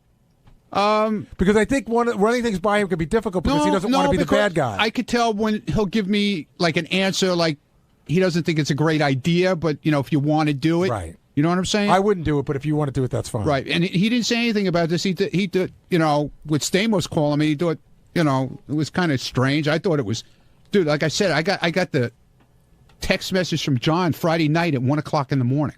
So Ronnie came to me and he said, is this Stamos' number or somebody pranking I me? knew it was his number, but I thought maybe somebody got his phone because I know twice already he's lost his phone. And he has to get a new phone and change his number and everything. But I thought for sure this was something kind of scam. So, and he also asked me for Robin's address because he wanted to send us something, and I wouldn't give it to him until I talked to Robin, and I wanted to make sure it was him. You know what I'm saying? Right. Because I just wouldn't give it out Robin's address to anybody. If we thought somebody lost his phone or whatever. But then when they started calling me about all this, I knew it was legit. How do you approach Howard about it? I go to him and I just talk to him. But is it I'm not afraid to talk to him. Are you driving at the time, or do you sit? No, usually if we're walking up in the morning in the elevator or whatever, I'll talk to him in the car. We both, I have no problem talking to him. It's 27 years, man. It's a long time. You don't hold anything back. You should know that, Gary. I hold plenty back. Jim in Carolina, you're on the wrap-up show.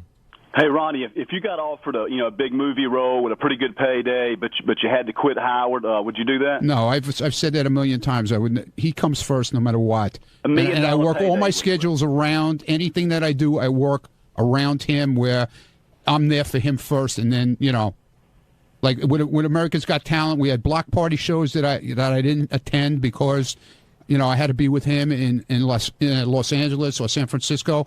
So he comes first no matter what, because if it wasn't for him, I wouldn't be where I am. So. Unless there's a guy that's going to suck your cock for $1 million. For that, you said you would ride off into the sunset.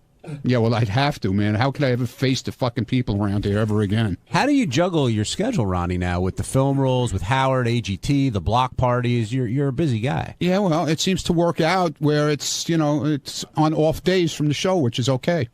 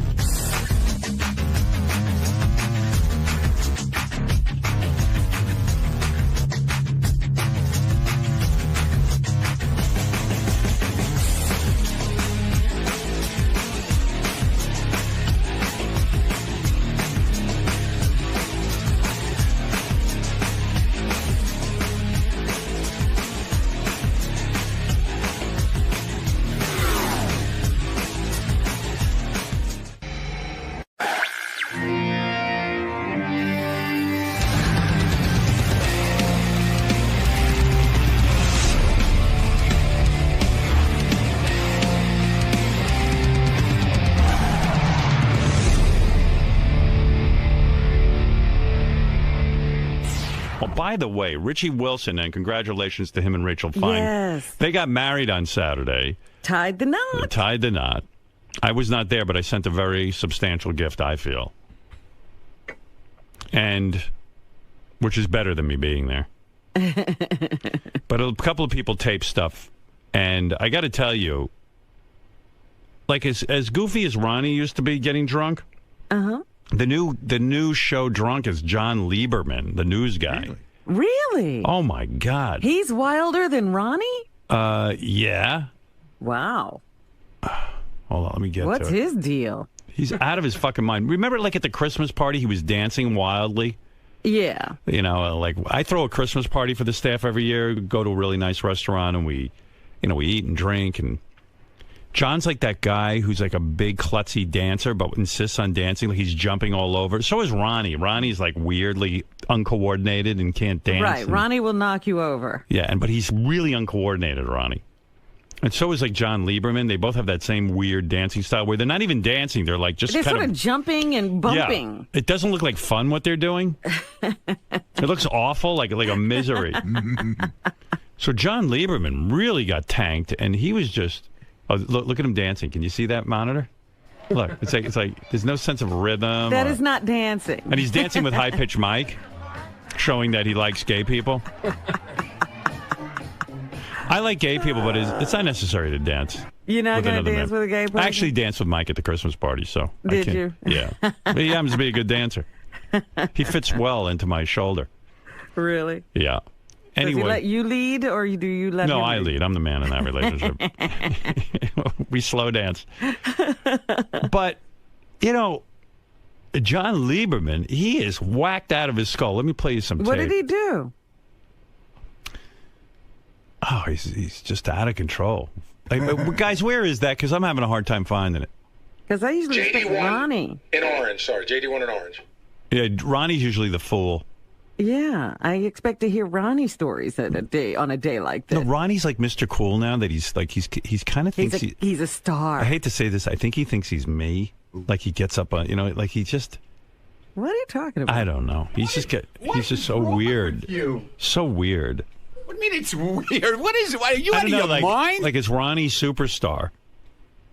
Mr. Like Rico. I was Suave. trying to be good. It was. You were better than John Lieberman. I was in the wedding party, so I was trying to act like we all had a good time. That's all. And watching you dance is the funniest thing. Yeah, okay. You were dancing with that girl with the tattoos on her arms, and you're throwing her around. It's almost like you're going to. She wanted to. She was drunk. We were all fucking having a good time. What's wrong with that? I mean, yeah, but you're so. Rough with them. You're throwing her around the floor. She loved it, man. She did. I swear to God. She kept following me around and saying, come on, let's dance some more. Yeah, Lieberman was a fucking mess, man. He made you look normal. I know, man. That's the new Ronnie Mund. Yeah, huh? I cracked up. Here's John Lieberman screaming. They wouldn't play the Billy Joel song. What did he want to hear? Oh, Empire State of Mind? What is that? It's Billy Joel. Billy Joel, right? Yeah, it's Billy Joel. It's New York State of Mind. That other song. It's a Jay-Z song. That's what I thought. Yeah, Empire State of one. Mind. Yeah, the one with Jay-Z and Alicia Keys. Alicia, whatever fuck her name is. Here's John Lieberman screaming for that song. You're trying to get pizza. Say what you just said. Say what you just said. I want Empire State of Mind, bitches. Off the record. Come on. Off the record, I want Empire State of Mind. Sal, I want Empire State of fucking Mind. It doesn't even sound like him. No, his whole voice has changed. I think he has a special dance for Empire State of Mind. Oh, he's got a special dance for everything, man. And his voice, he sounds like he's possessed. It sounds like it sounds like Reagan from The Exorcist. Yeah, it sounds like it's on high speed, but it's not. Yeah, fuck him. Hey, John Lieberman, what do you think of Jameson liquor? Never heard of it. You fucking pieces. I'll kill you. Are we playing Empire State of Mind or not? Does this guy have a fucking... I asked for him. Like, is he a guy that looks like he'd be into... Empire State of Mind. He needs that song. And what's that song playing in the background called? I didn't hear it. Isn't that the Amy Winehouse song? No. Listen. Dude, I asked for Empire State of Mind, and I want the song played. Jay-Z, Brooklyn, Nets, it's a fucking inauguration! That's what I'm saying!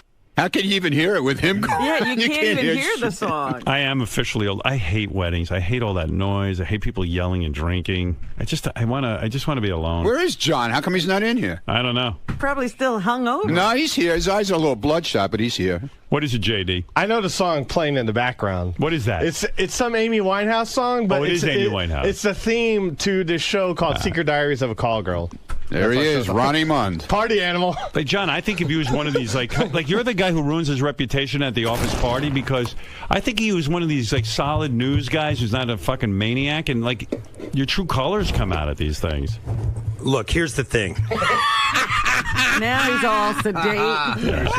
Here's the thing. I have a bad habit of, I don't drink often. Right. But when I do go out, once every few months, couple months, I tend to have too much to drink, and I know your girlfriend is like mortified by you. Like you want to dance and she doesn't because she's embarrassed by how you dance. And then she lets him go up on the dance floor, and he just makes a complete fucking ass out of him. She stood in the corner the whole night away from him. Look, let me just clarify. I don't want to sound like Tim, but I work very hard during the week, very hard. You do. And sometimes I have to let loose. So I apologize to Richie and Rachel because I didn't want to take the focus away from them on their special day. You did. And so I feel bad about that. That being said, I think everybody can relate to getting drunk at a wedding and yelling and dancing like crazy. But I'm not a mini Ronnie Mund. Oh, yes, you are. Oh, you're worse. Listen to the goddamn tape. Hey, but no wonder you're a two mess. Don't get along. And to be fair, they were egging me on too. I mean, they're putting microphones in my face. They're throwing me softballs. I mean, But I'm not going to make an excuse. Right. I made an ass out of myself, and I apologize to Richie and Rachel. Here's John talking about his coworker Lisa G, and I thought your lips were a little loose here. Lisa G annoys me the most because she reads to me the Post every morning, and I know news. I don't want to talk about the latest celebrity who was caught with no underwear on. I don't want to talk about the latest celebrity who's dancing with another guy. I want to talk about news. What does my audience, our audience, care about? They don't want to hear about red carpets and this and that. They want to hear about what fights are going on, who's shitting in a bathroom. Let me ask you this. Let me finish out. All right, Steve. Not Steve. John. I mean, when you hear that, John. Because I was talking. Lieberman! When you hear that, what do you think? What were you drinking? I always drink vodka and soda with a splash of lime. Wow.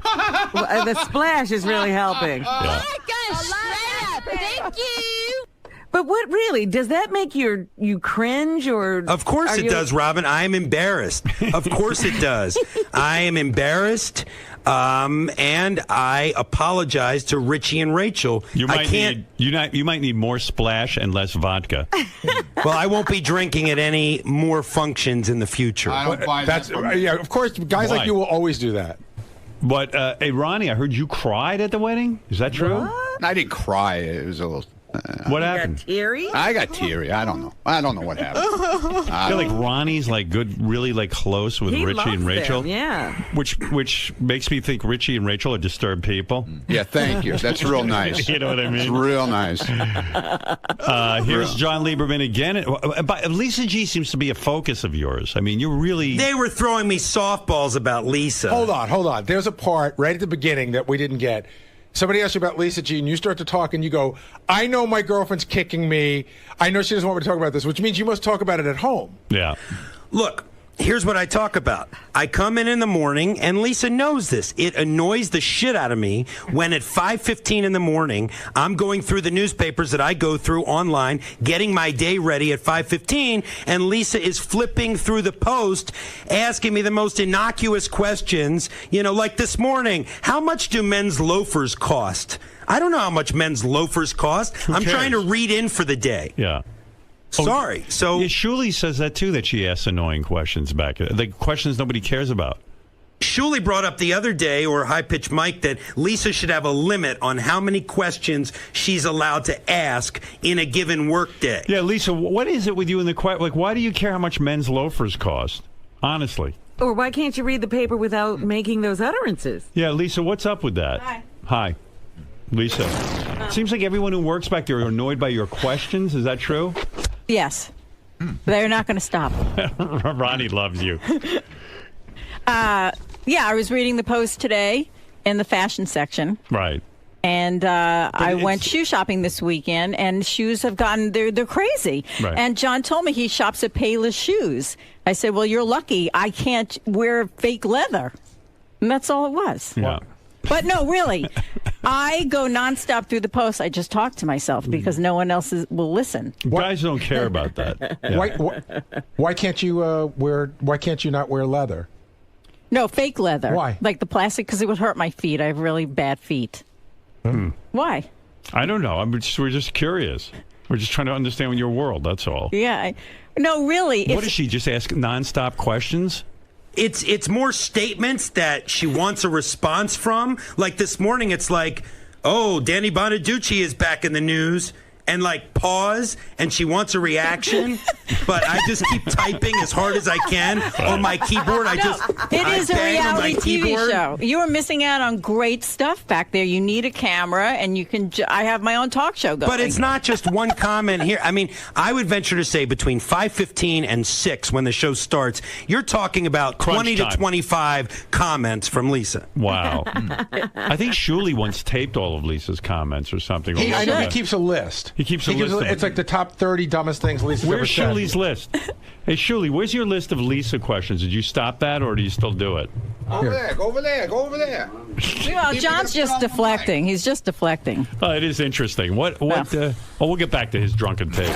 So I have here, Howard, we have a Twitter page that we set up, Michael and I, High Pitch Mike, called Lisa G-isms. Right. By the way, were you at the wedding, Lisa? No. Mm-mm. Oh, you weren't invited either. Right, I wasn't invited. Yeah, certain people were not invited. Me, Will, who else? I heard Tim Sabian was running around the hall screaming, why am I not invited to the wedding? He was like really shook by it. Yeah, he was upset, I heard. Yeah, screaming in the halls, I'm not invited! Oh, dear. What was that about, Richie, with Tim Sabian? You know what the weird thing is? There were over 20 people not invited, not just the 4 that were singled out on the air. There was over 20. I understand, but Tim took it real hard from what I'm hearing. He didn't act that way towards me. He was happy. I heard he was screaming. And who wrote me that note that Tim was screaming in the hall? Who I think wrote Sal that? wrote it. Oh, Sal wrote it. Yeah. Yeah. On Moldred, I saw it. Yeah. News to me. Sal, what was Tim going on? apparently really likes weddings. Dude, he was like a baboon on fire. He was. What is this? Scott Salem was invited, but I fucking wasn't. And he's screaming, going up and down. Will, were you invited? And I'm telling you. You really wanted to be. You really wanted to be. I says, what are you guys doing this weekend? Everyone would say, oh, we're going to the wedding. I'm like, oh, really? I'm not going to the wedding. What are you doing, Will? Will and I didn't go to the wedding. I'm just busting chops. So what'd you do for the weekend? Watch the Ryder's Cup. Oh, yeah? Yeah. I watched Baba Booey. I called Gary. I said, this is insanity. Yeah, the Baba Booey's. Yeah, it makes it fun, though, doesn't it? It was great. Because you kept watching, the next shot to see if somebody would, scream it out. Hey, by the way, you are ruining my life, Tim, because... Why? I'll tell you why. I have people, everyone's involved with it. Remember when you shit in the bathroom and it was all over the walls? So everyone says to me, how did he do it? Like, you've never revealed, really, were you standing? I mean, I got to know what position you were in. I was sick, Howard. No, I know that. And I didn't shit in the bathroom. I was so sick. No, I didn't shit on the wall. You did, you shit on the wall. I think that you over-exaggerated the entire... We have pictures of it. Well, Howard, I got to be very, very clear. I think that there was marks on the wall prior to... All right, fine. Tell me how you did it. I was literally. I think I had food poisoning or something. No, but I Tim, ran you're in not there. hearing my question. Were you standing? I couldn't get my pants off fast enough. Right. So you were caught standing. Is that what happened? In motion, I think. Mid-shit. So your ass wasn't on the seat. About to. Right. And so what happened was then it sprayed out. I don't know. It was just a blur, but I did clean up. Like, to me, based on the pattern, you would have to be on your back with your asshole pointed at the wall to go. Like, I mean, I don't mean to look ruin at it. Look at where Howard, it's I don't mean to ruin your all life, over. but I just you're ruining my life. I'm so sorry. Just take me through it. How you did it. I am so sorry. I don't know. It was such a. I swear to God. Would you do me a favor? Just show me. Reenact what you did. I ran into the bathroom. Go ahead. And I couldn't get my pants off fast enough. Right. They were stuck like you couldn't get them down, and so you're standing. No, he was going to go. I don't But did know. the shit get all over your pants? No. Is that true? I swear to God, yeah. Otherwise, I would have went home and changed. How did it spray into the wall? I don't know. I'm telling you, I was never so violently ill in my life. No, I get that. Stop saying that. All right. I want to know the trajectory. Can we get back to the wedding? I can't explain. No, let's stay on Shitgate. So right. All right. You know what we have to do? We have to bring in one of those forensic people. You're like Dexter. They take splatter, and Yeah, then they tell you how it got there. You know what I love, Howard? We have the pictures of the crime scene. We can see the splatter. Is people who've been in like traumatic experiences, they go, "It was all a blur. I don't remember." Yeah. He's saying the same thing about his shit. Like people who've been raped go, Yeah, I don't know exactly what happened. Do we have guests today coming in? I mean, later. We got 45 minutes yet. It got on the People in a lights. suicide It was all over the bombing. light switch too. This is a blur. Hey, so Tim, will you ever just explain the whole thing for real? And 1 hour stop? show. We know you were sick. I did on Howard TV. Oh, did you? Yeah, they did a special on it. And you actually reenact it? I didn't reenact it. They asked me questions.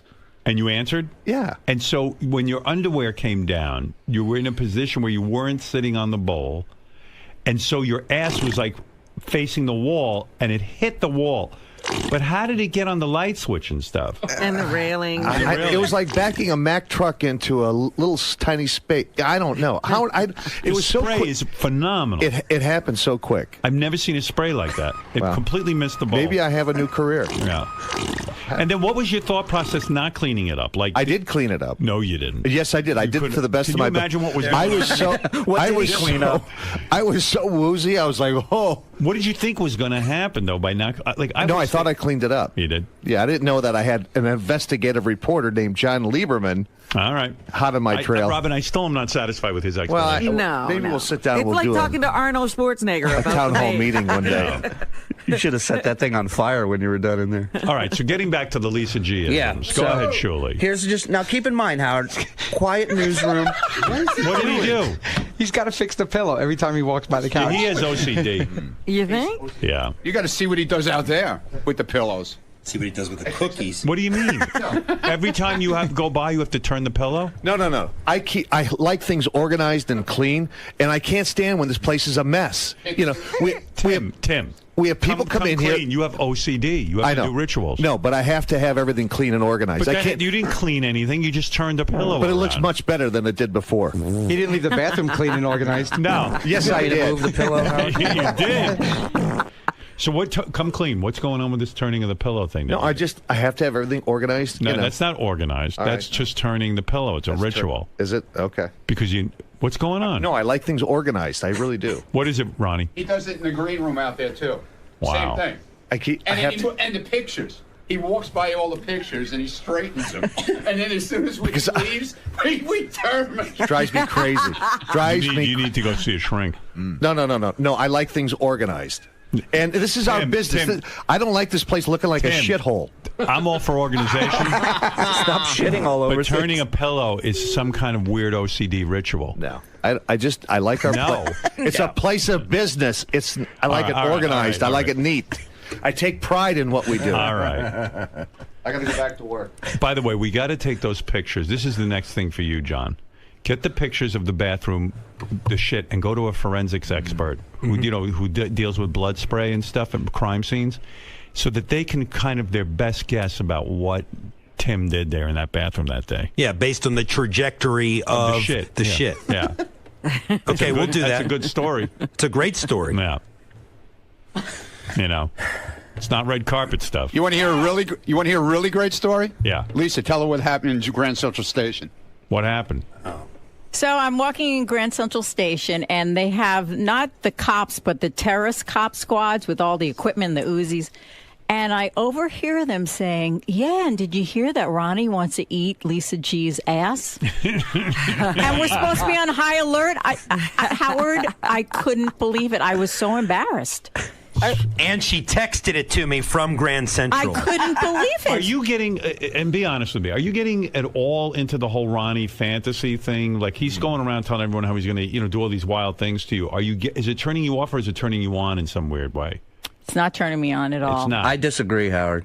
What? I Come on, stop it. Because she's asked questions. All right, so when everybody thought she was into Benji, right? Yeah. She's asking the same type of questions about Ronnie. She's asking, like, she goes, "Oh, Ronnie's in a bad mood today. Is everything okay at home? Is everything okay with him and his girlfriend?"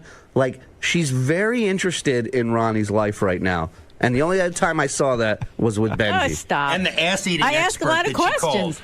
Yeah, and she called an ass-eating expert or something, some ass expert to ask him about ass eating. Great story. So is that turning you, like, is he seducing you somewhat? I mean, are you thinking No, about but the him? reason why I ask questions is why would a man who's in a happy relationship at home even say these things? Why would that even be on his mind? Because guys can focus on more than one woman at once, and be, All right. he can be into his girlfriend and into you at the same time, and she's giving him a free pass to fuck you. So, like, he's completely on fire about Gotcha. that. Is there any chance this is going to happen? Ronnie thinks so. Lisa, are we any closer to this big thing happening? No, or- not right now, no. No. Not right now. Ooh. Right. It's never a no. See, if Lisa had been at the wedding of Richie... It might have happened. Yeah, it might have happened. Well, Ronnie has the whole thing planned out already in his What's head. his plan? Ronnie, tell him your plan. Oh, yeah, the told me Trump the plan. Hotel. Yeah.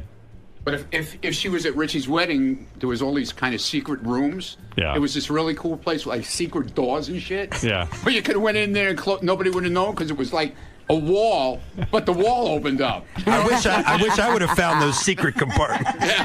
You would have banged Lisa and then left her in a secret compartment. That's right. Behind a wall. Oh my goodness. I think Ronnie tried to get some at the wedding. Did you? Really? What? Did you try to have sex at the wedding? With who? Steph. No. No, he was being suave, Rico Suave. Hey, I was good, man. Yeah. In the bridal suite? Did you hear my poem? Was awesome. The poem was horrible. You wrote a poem for the wedding? Did you see? You know what, man? You know what's funny about Why you? is it horrible? I'll Why tell you was what. it horrible? Because Richie and Rachel are actually really close friends of yours, and they asked you to make a speech, and then you make this speech, and you read this poem that, first of all, look, I told you, when he wrote me the original letter to be my limo driver, Yeah. I told you it was like in large block letters with like crayon. Oh, stop it. You're so full of shit. You wondered if he was old enough to Look drive. how he writes, Robin. Look at that. There's It's a ransom Oh note. my God. Yeah, it looks like a ransom note. This is the poem that Ronnie read. Oh Yeah, my God. so what's wrong with It's it? written by like a 4-year-old. That's the block Wow. writing like what a 5-year-old writes. It's like. a poem. Wake up is one word. Yeah. Atticus, you stupid ass. There's no spell check with handwriting. Right. Hey, jackass. You can't afford to talk about anything. Why? I You just stand there. I was still good enough to do my job. I recorded your speech, so stop it. Yeah, and then you fell over on the floor. I did not. Yeah, here's John Lieberman. Wait, we'll get to the Lisa G-isms in a minute, but here's John Lieberman drunk at Richie Wilson's wedding. Let me tell you about Lisa G's book. I think it's fiction. And fiction means made up. The sex part is made up. The cookie part is real. I deal with facts, Sal. And in the past year, I have not heard any factual information to indicate that Lisa G has had sex. This is what I'm telling you. She talks about her cat and she talks about cookies. This is all I can tell you. Perhaps, let me finish, Sal. Perhaps she has hidden these sex stories from me. By the way, you yell when you're drunk. Doesn't that hurt your voice? I mean, you're a professional. No. Let's be clear. It was loud in there. You know, you're not getting the full context, too. Yeah, uh-huh. They were lobbing up softballs to me and egging me on when I was in a slightly inebriated state. Wait a minute. So, when you're lobbed a softball, you hit it. And Nothing I said was not factual. Number one. What is it, JD? What do you want to say? I was going to say, he said he was able to do his job. Later on in the night, when Stephanie caught the bouquet, he was so out of control, he couldn't ask a simple question. I had to take over from the interview. Play the clip. I was interviewing Stephanie about marrying. You know what? Calm down. Hey, Ronnie, calm down, Ronnie. First of all, number one, I wasn't there to work. I was there as a guest. JD, Thank you, what Richie. happened? Number two, I'll explain what happened. 1 second. Let JD get in there for a second because he seems to see it differently. Well, he was just standing. He was with his microphone, like slurring his questions to Stephanie. I was like, "Hold on, just give me the microphone. I'll ask so Stephanie." You were more questions. articulate than John Lieberman, and you were not able to do your job. I have the interview. I was interviewing Stephanie Fine. He first he slaps me on the ass with his hand. Then he grabs the microphone out of my hand and says, "I can conduct this better," and starts interviewing. Listen, you have the clip. No, I don't. Look at him. Oh, I love how All he's right, talk to me about Lisa G-isms because John complains that in the newsroom, and you complained of this too, Shuli. That This is why we started Lisa G-isms. All right, go ahead. So it's quiet newsroom. Everybody's doing their job. Right. And then you hear stuff like this. She's grabbing her shoulder. She goes, "I have baker's shoulder from this weekend from baking so many cookies." So these are statements. They're not even questions. And then she waits for everyone to talk. Yeah. The Today Show needs their own channel. Okay, there's one. What? Yeah, I'm like the white Omarosa. There's another one she threw out. You said that? I'm the white Omarosa? Yeah, I'm trying to think from maybe with the whole Richie thing with the original invite list. I'm not sure. I don't remember when I How's said that. Jason's back hair? Have we done an update? Say what? I need to decompose. I meant decompress. That was actually a good one. God, I don't think Ryan Seacrest sleeps. And neither does Lisa with these fucking questions. Right. It's 3:00. I'm thinking about dinner already. Wow. True. This is all stuff she throws out there for us to... I love it. I'd read a book of that. Those are great tweets. And what's annoying to you guys is there's a certain crunch time in the newsroom where you guys have to get all your stuff together, and I guess Lisa just keeps throwing these things out while you're trying to concentrate. Yeah, like we have stories that fall through. I got to come up with another story, and then in between that, I hear, "I just bought flavored seltzer water." That's great. I'm living my own reality TV show. What can I say?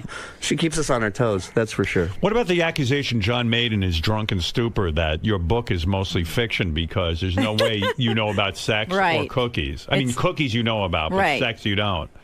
What is this book going to be about sexually? I mean, you're not someone who's known for their sex advice or their sexcapades. Is this many years ago, or is this current? Well, I was young once, and yes, there will be stories. It'll be fun. Like the Carol Miller book where, I didn't read her book. Well, she went out with guys from Aerosmith. Being in radio, she got introduced to a lot of radio, a lot of rock stars and stuff. And Yeah. No, it's not about rock stars. It's just about my life, the sexcapades I had. Part of it. She told us that we asked her on the wrap-up show, "Can you give us an idea?" And she just said spanking. And we said, "You get spanked, you spank someone?" She goes, "I'm not saying until the book comes out." So this is going to be a very controversial book because this is going to change your image. Most people think of you as this, sort of prudish newswoman. That I sit at home with my cat and the violin. And suddenly now... It'll be fun. Now we're going to be reading specific sexual escapades. Yeah. Yeah. Wow. It'll be fun. It's not 50 Shades of Grey. I was going to say, it's Lisa's 50 Shades of Grey. Yeah, it's 15 Shades of Grey. Do you think this is made up, John, or do you think it's legitimate? I think excuse me. I told you, these guys fuck their voices up with these. No, my voice is fine. Yeah. I think that now that I have the explanation, I think, as Lisa said, it's mostly historical stories, nothing recent in the past year and a half since I've known her. How wild does it get? What was the whole spanking thing? Were you tied up when this happened? I'm not saying that's just part of the story. Did you overhear a neighbor spanking somebody while you were making cookies? Crazy. Did you ever have one-night stands that you'll be talking about? There'll be some good stories. Wow, good for you. Okay, we look forward to the book. It sounds like it's going to be explosive, more explosive than Tim's shitting. I'm sitting here wondering if John can make the voice that he made while he was drunk at the wedding. You know what he sounds like in wrestling, the managers for like the tag teams, the guys who are screaming out stuff. That's what he sounds like. Hey, Howard. Yeah, I mean, it's uncomfortable. You're trying to get pizza. Say what you just said. Say what you just said. I want to Empire State of Mind, bitches. Let me explain Empire State of Mind. I had just read a piece in the New York Times about Jay-Z's first show at Barclays, and I thought it was a very touching review of Jay-Z coming back home, so I had Jay-Z on my mind at the wedding, and I wanted to hear Empire State of Mind. You're the last guy we would think would be obsessed with Jay-Z. I enjoy Jay-Z. Yes. There's one other thing that a bunch of the guys pointed out to me, and Shuli says this happens when John gets stressed out in the newsroom, but this happened the other night when he was drunk. He scratches his face to the point where it's almost like self-mutilation. I want to show you this picture. Let me see. Oh, my God, you are bleeding off John's from a your cutter. forehead. Why do you do that? I have sensitive skin. And when my forehead itches, I scratch it, and it becomes red. It's not self-mutilation. It's sensitive skin. But Julie says it's like a stress. Like he'll come into the newsroom when he's particularly stressed out and he's all scratched up. Like You know, it's funny. I do that too. There's a certain person that whenever I talk to them on the phone, I actually had to stop talking to them on the phone. I would start to scratch my skin so hard it would bleed. Really? Like that, yeah, because they were driving me nuts. So, I mean, I don't know. I mean, if you're, you know, whatever you're doing there, you got to really examine it. Guess we got to get rid of Lisa. I'm kidding. You think it's Lisa who's It's a making joke. You No, weren't it's a at joke. You weren't at the wedding with Lisa. I have sensitive skin. That's Yeah, you got sensitive skin. Ronnie, just stop it. Will you?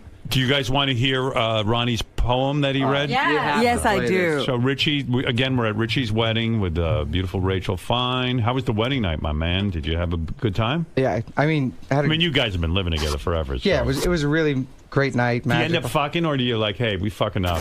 We did. After the ceremony, we went back to the hotel, screwed around, then we went to an after party. You wear rubber? No. So what'd you do? Just pull out? No. So you came inside her. So you're already trying to have kids. Oh, she's on look the at how pill. beautiful she's on the, she looked. Yeah, she did look beautiful. I like her dress. She looked very beautiful. Aw. Yeah, You and no look one can very figure good. out why she married you. Neither can I. I mean, it's crazy. I still can't figure. It's really crazy. It's like Stockholm syndrome. She's way into you. The shit you put her through, and she married you anyway, Yep. man.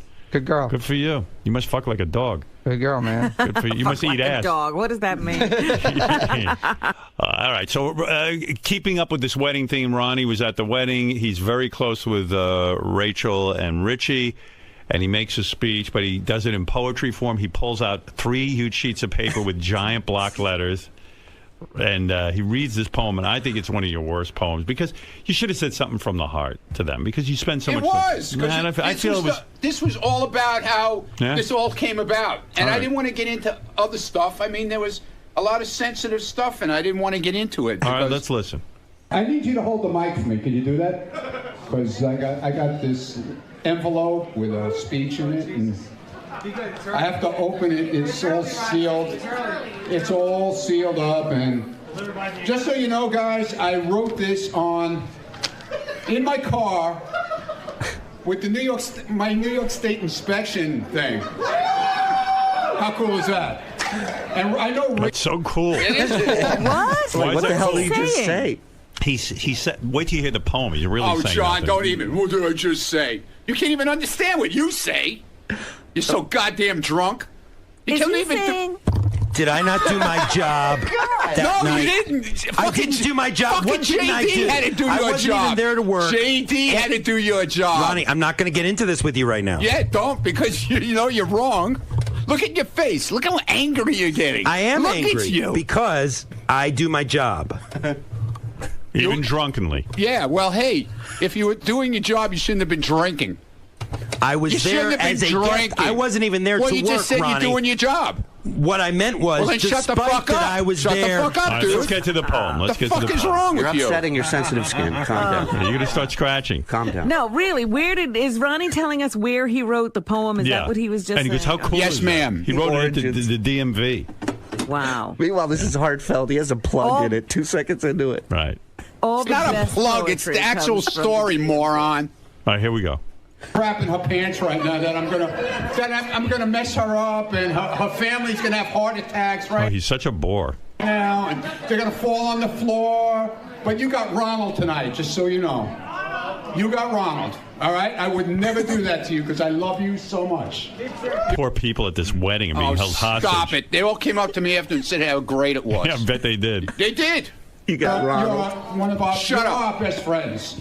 Stephanie and I love you to death.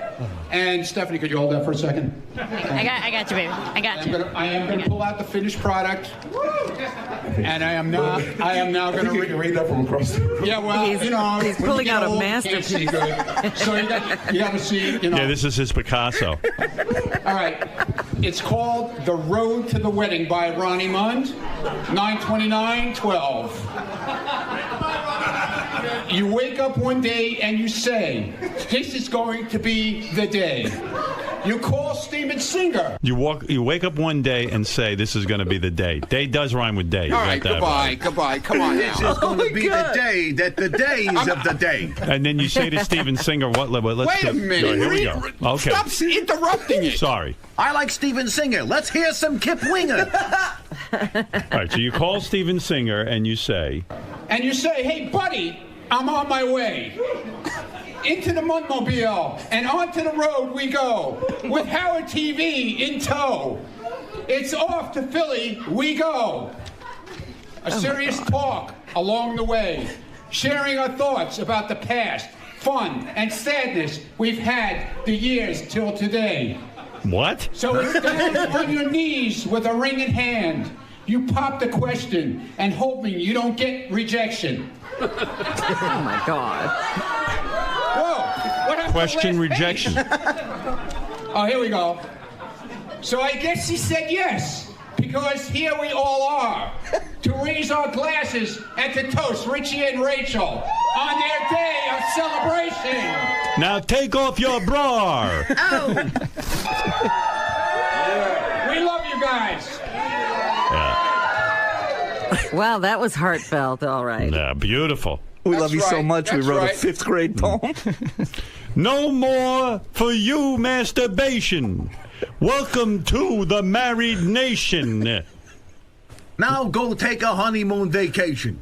Walt Whitless.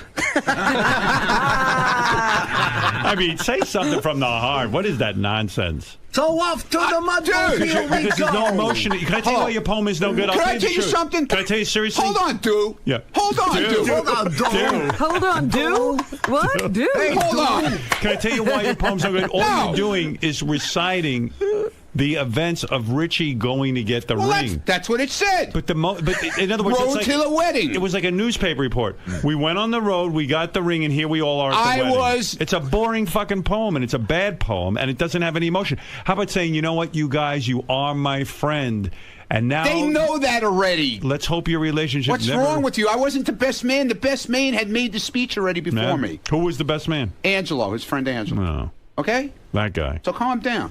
I love you I don't both. get it. You are my friends. Now, Richie, You go don't get lick it. Rachel's I don't get it. hind end. Robin, be quiet, all right? Did you lick some ass on your wedding night? Nah, didn't You do that. lick ass? Didn't No. do that. Wasn't that drunk. Yeah. You should let Ronnie stand in. He would have licked her ass. What are you looking at, Let Lieberman? me show you how You're it's an done. angry person, man. I'm not angry. You're an angry man. I swear to God. Gary's got a picture of you at the wedding. You got with the things on your head where you rip your skin off. He already showed it to I Howard. know, Why but don't you you're listen? But you're angry. I'm You not gotta- angry your at all. face. You got to look at your face, man. It's angry. Well, all right. Anyway, it sounds like there was a lot of hijinks and fun, right? Right, Shirley? I just love that he committed the word Muntmobile to paper. And then read it in front of people. It's off on the Muntmobile. It's immortal. And then he signed the poem, too, like an artist. There's like a little signature on the top. That's right. You gonna frame it? Of course. Salvador, Salvador Dopey. And everybody will say, is that something your kid wrote for you? You wake up one day. I don't see you writing anything, Robin. Shut up. She's got a book coming I'm just up. talking about the look care. of it. You don't care. She's writing plenty. Oh, good for her. I put it on my refrigerator, and people came over and asked if I had a special needs kid in the house. Jackass. Ridiculous. Yeah, that's what you get for being nice to you. Fuck you. You wake up one And day. he had this in a special envelope. Yeah. No, it was a regular envelope. sealed. I had it in the Muntmobile. Ronnie also gave him a finger Did painting. you drive the pace car to the wedding? No, I didn't Why not? drive at all. I didn't drive at all. Oh, you took a car? Took a cab. Look at you. Unlike Sal showing up in a stretch limo. Really? Yeah. Boy, if there's ever a guy who shouldn't be, like, did he pay for a stretch limo? I guess so. He stretched the budget and got a stretch limo. You could tell he's really saving money. Yeah. Yeah. Fucking lunatic. It was fun, though. We had a great time. All right. Did you Congratulations. hear about the great gift he got? No. His girlfriend rolled in a brand new motorcycle. Oh, I did see that. Yeah. Wait a minute. This is what like happened? that. You know that famous short story where she cuts her hair and he Gift of the Magi? Gift of the Magi, yeah. Yeah, she buys a chain for his pocket watch, and he buys her a comb. Right. But she shaved her head. She shaved her head, and he sold his pocket watch to get her the comb. I heard Richie, in order to pay for his wedding, sold his beloved motorcycle that he loves. Uh-huh. And then so Rachel secretly went and got a job, raised a whole bunch of money to buy him a brand new, better motorcycle. Wow. I was watching the video of it, and by the way, How sweet is that? watching the video, a condensed video of the wedding, is so much better than actually having to go to the wedding. Yeah, Lieberman. It was great watching you. But Richie's almost making out with this motorcycle and ignoring Rachel. Dude, I love that bike. I've been in love with that bike since it's a Victory Highball. It's gorgeous, man. Can I tell you something, though, man? You got to be a real fucking maniac to ride a motorcycle. And I've said this to Fred. In New York, for sure. You bet. And, I mean, I know, you know how many guys I know You're a experienced... maniac if you ride stupidly. No, you gotta ride experienced smart. riders who... Ronnie knows some of these guys, too. These are guys we know. One guy missing a leg. Another guy's got major pins in his legs and stuff. I mean... Even if you're the most expert rider, it's everybody else. There's definitely a risk everybody on else. the road. Most accidents are from other people. That's right. So what the fuck are you it's doing? not you. You got to love worry it, about though. everybody else. Sounds like you're gonna have a great life with your wife, maybe have a kid or something. I don't know. Why don't you fucking chill? I know. I love that bike. You know what? man. I love a lot of things I gave up. Be like Ronnie. Just put it on a trailer and drive it around. And lick ass. I drive my car, Robin. Display it. All right, gang, I got to take a break anyway. But there you have a little bit of everything. Lisa G's new book, Robin's new book. You got... My poetry book. Yeah. What are you going to say, Relieverman? God. You got more to say? I'm just saying, Richie, I'm sorry if I took the focus away from I you got a and text Rachel. at 7 a.m. the next morning. Me too. Big thing. I'm so sorry. Me I'm too. so sorry. Why did I Lieberman. get... He apologized to me. Why'd you apologize to Ronnie? I apologize to anybody who I thought I might have offended with. I didn't want to take the focus away from How Rachel many and drinks Richie. did you have? I had a number of drinks, but Howard, I do not drink frequently. This is Right. what I want to tell you. You And can't just get a buzz. sometimes it's just a release for me. I'm sorry I used your wedding as the release. But, see, you know But what the why problem- do you you know what have the to problem- sorry. drink? Why do you have Robin, to drink so I made much? a mistake. This is what I'm saying. I made a mistake, and it was a release. I'm sorry. Richie? We had beer there. It's called Allagash Curio. It's aged in bourbon barrels, and it's like 13% alcohol. Right. It's not like a 3% Budweiser, and it knocks you on Right. your ass, and you don't expect that. So if you have 3 or 4 of those, you're hit. No, he was drinking vodka. You lush. Yeah, but you did the same thing at the Christmas party. So what's the problem? What's going on? Uh-oh. I just said that I don't drink frequently, but occasionally when I go to events, I will have too much to drink. It's So a whenever release. we see you drink, It's a release for I me, heard you and I'm drink sorry. a lot more than that, dude. That's not true at all. I never drink at home. I never drink during my work week. Ask anybody who knows So me. you're a binge drinker. I work 15 to 16-hour days every day, Take it easy, and man. drinking does not get in the Here he way goes of my again. life. Take it easy. does it Relax. bother you that your girlfriend is hiding? She's embarrassed. Denial's the first sign of a problem, John. Yeah, John. All Yes, I know is you're a Fred Norris type drinker, because that's what Fred used to do. Yeah, I learned He my fell lesson. flat on his face over at Scores. Holy Right, almost died. Go to the hospital a few times, you'll learn. Will you consider getting help, John? No, I don't For your need problem? I don't need help. I'm not going to drink at functions anymore. I see. Liar. Christmas parties Now in 3 you know months. Oh, I know you'll be drinking at next Christmas party. You can whatever. drink at the Christmas party. That's the one time. Look, you got to smile. He's smiling. He's happy. You're He's gonna be happy. drinking. You lie. You say you won't be drinking. I just said I'm not going to drink. I'm not going to drink. When we go out to dinner, you're not going to have a drink anymore? No. No? The night we went out to dinner, you were pretty trashed up, too. I do not go out often, is what I'm telling you. Oh my God. Where will you drink? I really don't drink much. I don't drink frequently, so I don't know. But you need a release every once in a while. So where are you going to drink? I don't know, Robin. As soon as I figure it out, I'll let you know. Will you smoke weed or No, I've never done any drugs. I don't do drugs. Pussy.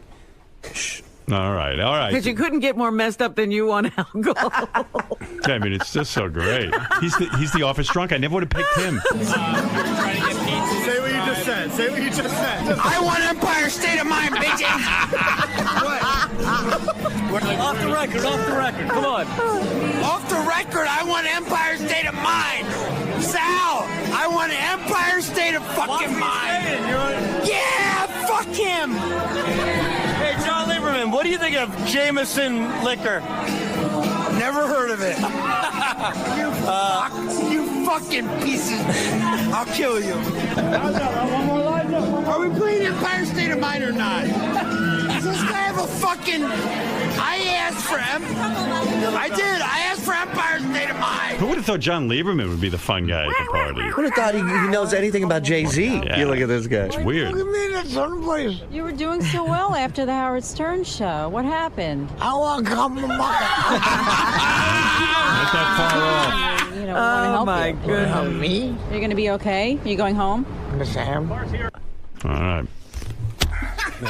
What? Well, John, there's still a little way to go. No, I was before you just like going to that. say, you know what? The truth is, too, outside of here, I deal with a lot of families of missing and murdered kids, and maybe this is my release a little bit. I mean, Shuli knows. I work very hard, so that's all I'm saying. Right out. You know, in the newsroom.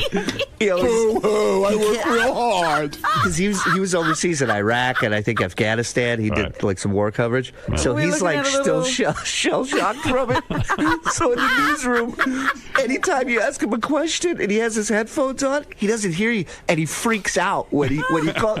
So I go, John, did you get that story? And I'll say here, and he's like freaking spinning around me.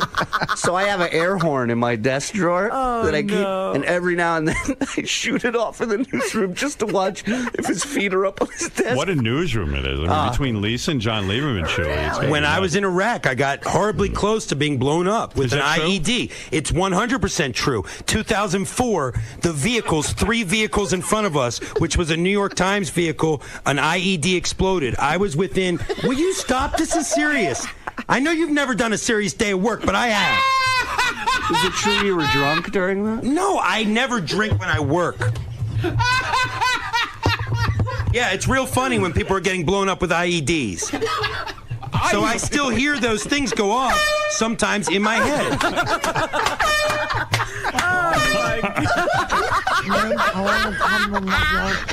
Oh, now he's walking out. All right, we're going to take a break. Congratulations on your wedding. And we'll be back right after these words.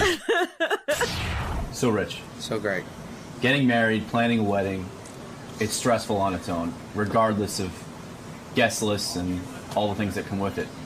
You have another layer added on top of your big day because it's the Howard Stern show, and some of the people around here are not exactly normal or level-headed at all times.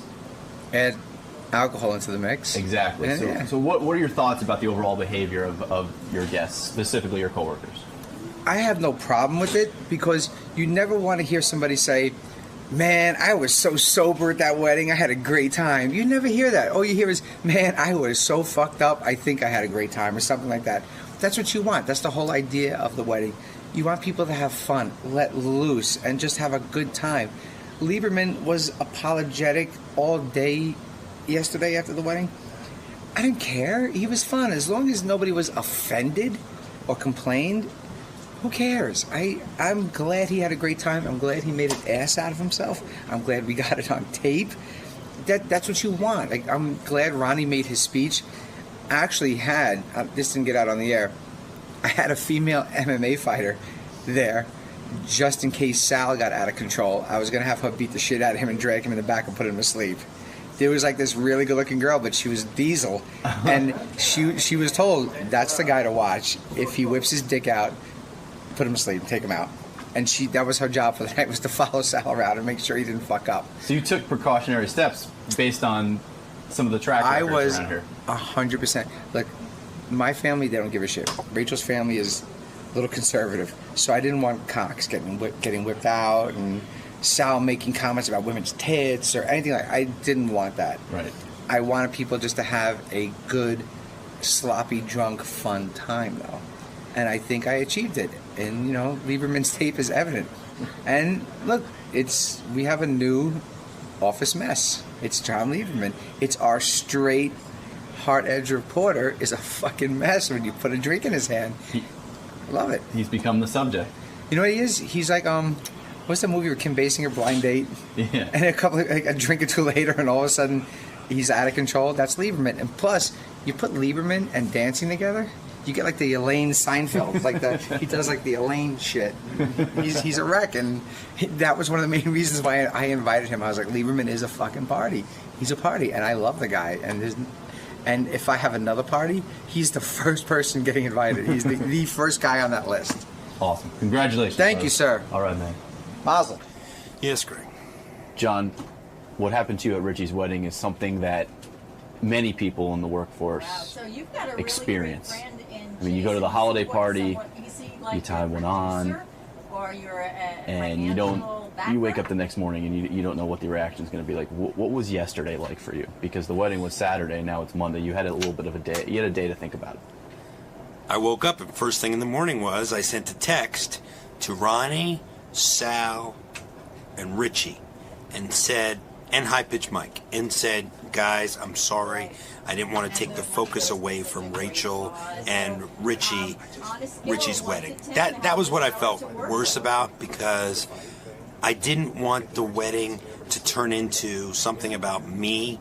It was to celebrate them. That's what I was most and am most regretful about. Do you think that occurred? Do you think you overstepped that? Do you think that, or do you think they wrote it off as just a guy who had a drunken good time? Well, Richie and Rachel say that they wrote it off as a guy that was just having a good time, but I still felt bad about it. They didn't. I mean, they said, they tweeted out, best guest ever, but I felt bad because, it wasn't about me, and it shouldn't have been about me. It was about Richie and Rachel getting married. I know personally I've said after a drunken night, I'm never going to drink again. That's sort of how you're feeling right now. Do you think you're really going to stick to this, though? I mean, as you mentioned yourself, you like to blow off steam every once in a while. Yeah, I mean, I have a problem with that. I have a problem with needing to blow off steam occasionally, normally once every couple months. And so at this point, I say I'm not going to drink again.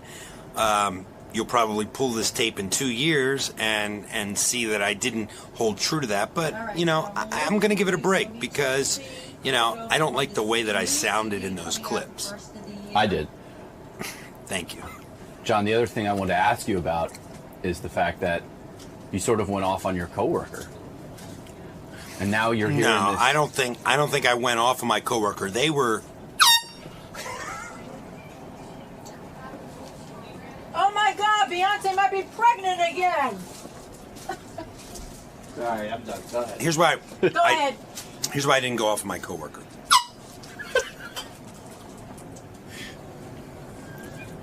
This place is about honest. Mohan got arrested too late. This place is about honesty. Everybody prides himself on being honest. I didn't say anything that I haven't either said to Lisa before or has been said on the air before. I mean, she reads the post. Dude, stop it.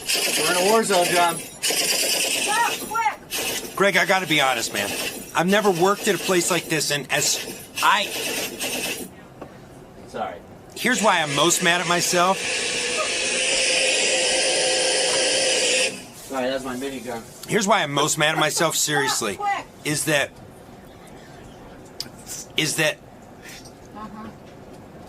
I think I'm a pretty intelligent guy, but yet I continually forget where I work. And that's really my major problem. I continually forget that I work. Despite being what I think is an intelligent person, I continually forget where I work. That I work at the Stern Show. That everything's under the microscope. And that's how I make my living around here, is by scrutinizing everybody else. Dude! Greg, back to your question.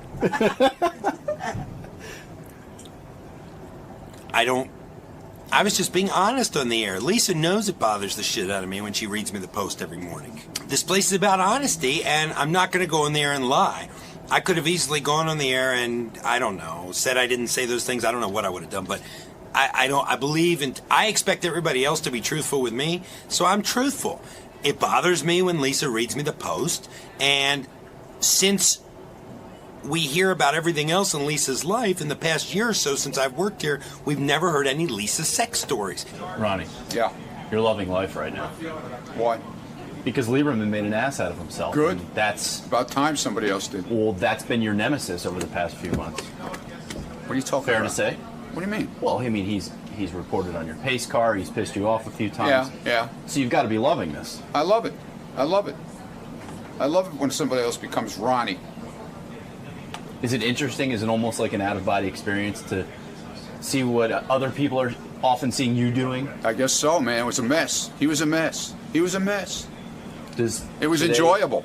Does today mark the end of your poetry career? I mean, No, absolutely not. I don't care what he says. No. So you think you really wrote some... I like my poem. I don't care what he good thinks. prose. Do you Not think my problem. maybe you Not my problem. shouldn't have made it so literal? I don't care, dude. I said, I will continue to write. When duty calls, I will write. They asked me to do it, I did it. I'll do it again.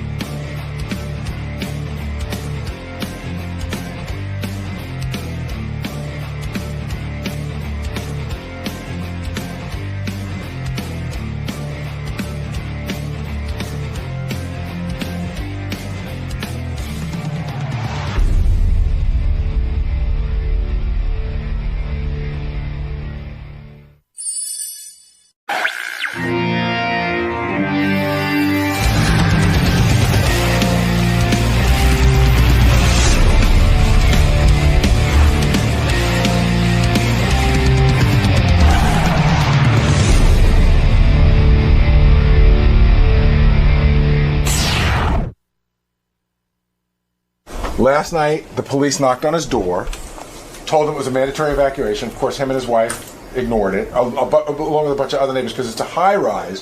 So he feels he's high enough off the ground to not worry about flooding. And then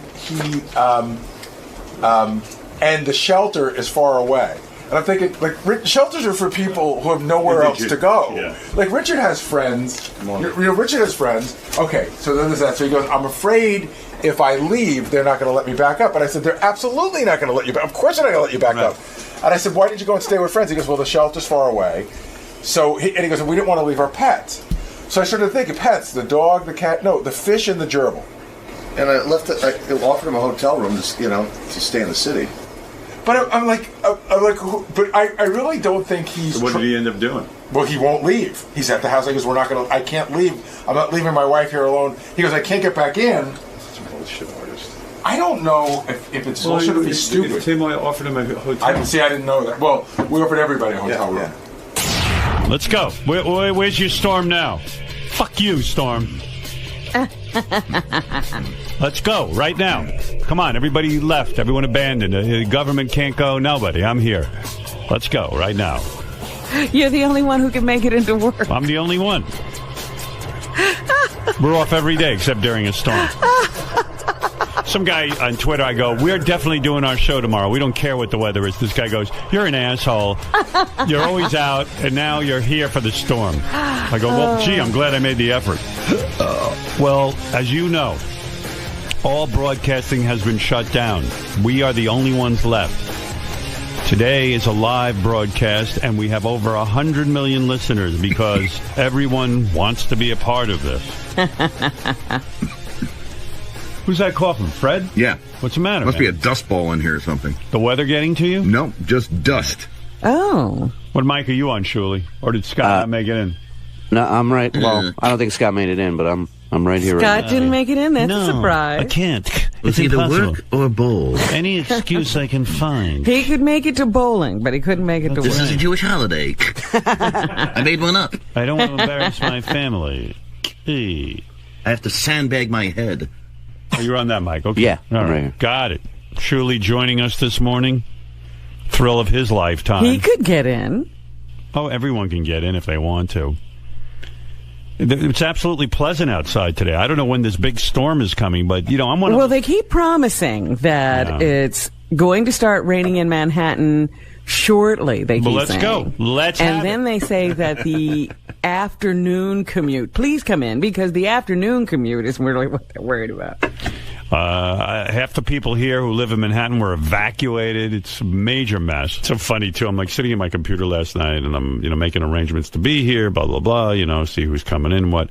Then all of a sudden I get a text from Doug Goodstein, who's in charge of Howard TV. Uh-huh. And he's like, the text was so bizarre. It was like, what did he say? How did he put it? He goes, Howard, Doug Goodstein here. All of In Demand is, like all the In Demand offices are closed for tomorrow. Like, that's the message. Okay. So I think now I'm supposed to write him and alleviate his guilt. Right. You know what I mean? Because right.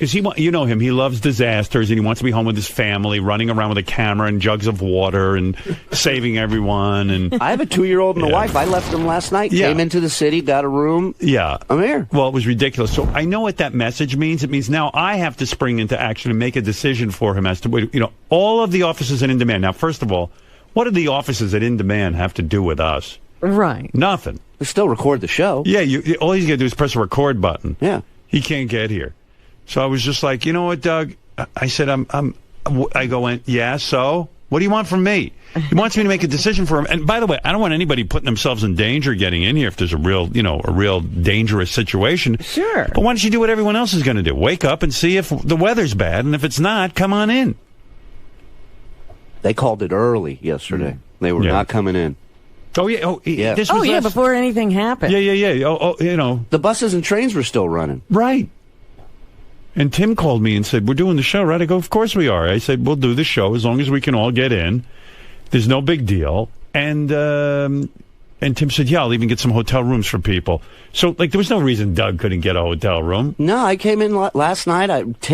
I don't understand this. Tim lives in the city and still got a hotel room. And stayed in the hotel. I think he didn't want to walk as far as he normally has. Tim stayed in a hotel? Tim stayed in the same hotel. First of all, I get to the hotel, and I see him in the front of the line at the front desk. He is so loud. He is so obnoxious. Oh, my God. This woman, we go to check in. This woman runs up to the front desk because she got locked out of her room.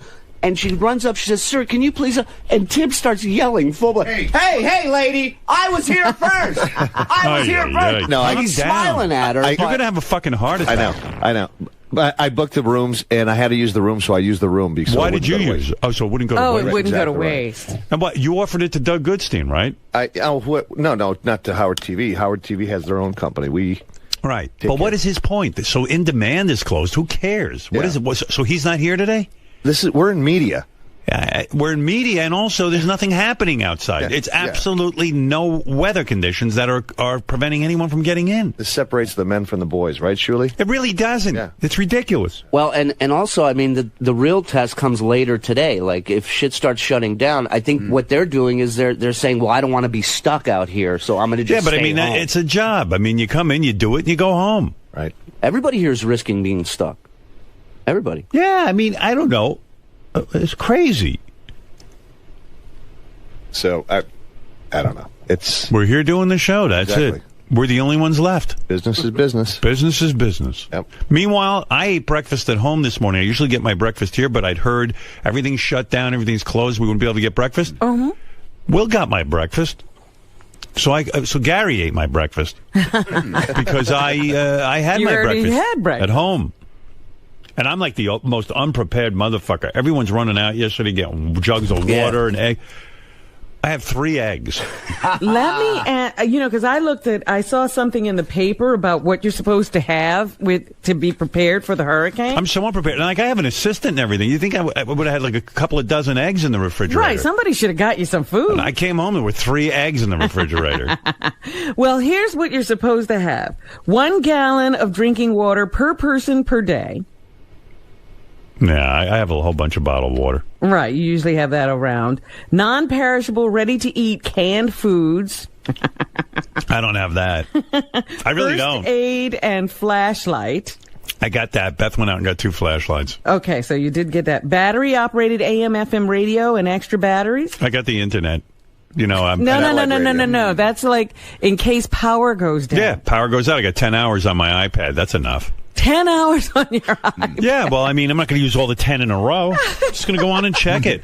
Although I got a whole bunch of movies and stuff on there, too, I'm going to watch. I was just thinking you're going to wear out your battery watching shows and stuff. Oh, I would go insane. He'll be watching Sons of Anarchy. Yeah, I would go insane if I don't have TV. Like, if I just don't want the power to go out. And like Robin and I were talking about this last night. What is this bullshit with the power going out? We're in New York. There's no power lines. Right, I looked outside. There's no lines. The lines are underground. You know what I was thinking, Rob? Maybe the power is like from upstate or something, and they ship it down here. No.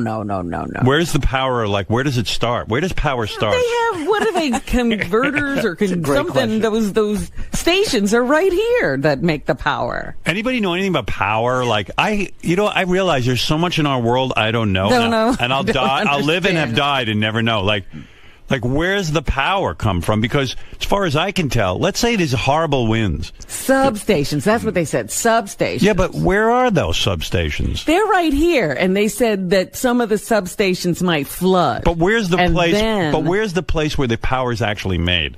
Well, remember when that blackout happened and they were talking about, and that happened over a large portion of the country because there's a grid. Hold on a second. Jason, you know anything about power? Yeah, because I had the same thought you did. Right. And I looked it up. I'm like, well, I don't understand. There's nothing to get blown over. So how are we gonna lose? Like, what's the problem? So I guess if the ocean floods, underground and hits the wires, where I guess all our wires are underground. The ocean? Yeah, because the salt water. Oh, that's right. This is like an island or something? Yeah, we're, I forget that. So apparently the salt water just corrodes and ruins the wires, and it takes short circuits everything. Yeah, I mean, are we really in trouble there? Like, I mean, we're so fucked up that like ocean is going to hit our wires. Well, the ground will get wet. So, the ground's going to get wet, and it's going to throw the whole thing off. Yeah, it's so fucking lame. But there's a lot of vents and whatnot near, like the East River, and it's where is this place where the power is made exactly? We actually buy power from like Ohio and all sorts of other places. Right, that's what I was going to talk about, the grid. It comes from thousands of miles away. Now, how does it get here? Through wires and grids. Yeah. And so things if a line goes down like in Jersey, would our power be affected in Manhattan? Not necessarily. Not necessarily. So where but are then the again, wires it could go that out are in above Ohio ground? and fuck us up. But Ohio, are they being hit? No. So what are we talking about? No, because the storm is actually going up that whole... See, nobody knows power. It's power. going up 95. It's not going to Ohio. Are there wires on 95? It's 1,000... Everyone's mad all of a sudden because they don't know shit. Fred's yelling. No. Robin's saying that it's not affecting that area. It's like going up to Wisconsin, for Christ's sake. Wisconsin? Yeah, look at the map. Stop it. See, a lot of times I think they shut stuff down to prevent damage. But meanwhile, there is no damage. But I heard this on the news yesterday that the substations are also underground. Do you know anything about power? No. Oh. No, but I just wanted to tell you how stupid this whole thing can be.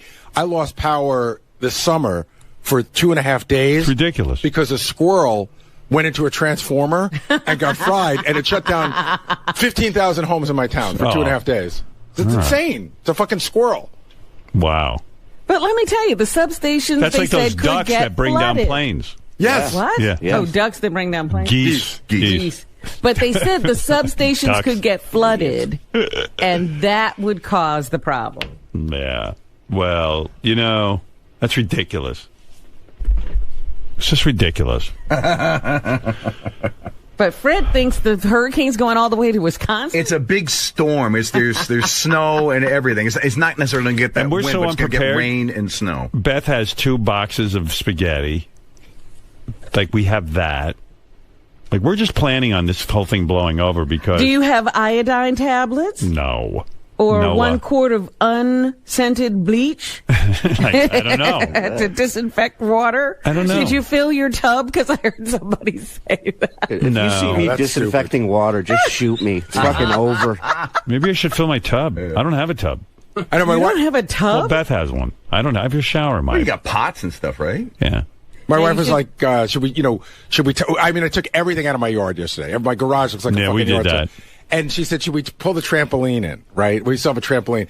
I said, if the trampoline blows away, we have a lot more to worry about. That, like, if the wind is so bad... Yeah, but that could hit you into your house, that trampoline. It's way far away. You should take it out. I'm telling you. It's huge. Yeah, but dude, that's the thing they're talking about. That's the kind of thing that could go through a window. And it might not even go through your window. It might be a neighbor's or... That's terrible. Well, one thing I learned from that TV show Revolution, if the power goes out, the girls get hotter. Yeah. So I'm looking forward to it. There's tons of hot chicks just roaming the streets. Well, I can tell you, in skimpy outfits. I can tell you, for me, I will guarantee you, it's not will my power go out. It's for when and it will how go out, long. for how long. I expect to be out of power just based on storms like this. I have a generator now, but I expect to be out a minimum of 5 days, and probably close to 10. You probably won't be so bad. There's certain parts in Connecticut they power it up right away because you're in a wealthy section. I'm telling you, it doesn't matter where it is. It's we have a lot of trees. All our wires are above ground. Yeah, and you rich people have trees. And it takes a long time. Yeah. It will be. But I they guarantee power you them- rich people with your trees. But they power them up first. They don't, Fred. That's a Now, complete if you look lie. at them, I was watching a map. My mom lives in a not rich section of Connecticut. You got it back like 3 days ahead of her. I was out for 6 days with Irene. 6 days. Debbie the pet lady wants to warn us about how dangerous today is. Let's see, maybe she knows something. right. Because she has birds, and birds will signal you when things are real. They What know are her birds doing? They all flew away. When they see a tsunami, they fly. Yeah. Debbie, do you know something? Howard! Hi. You're not supposed to be in the show today. Why? Because there's a storm, you silly. The tornadoes, Sarah's coming. Sarah. And they're gonna they Sammy. everybody. All the transportation is shut down here. The schools are even shut down. So how are you at work today, knowing that the power can come lost?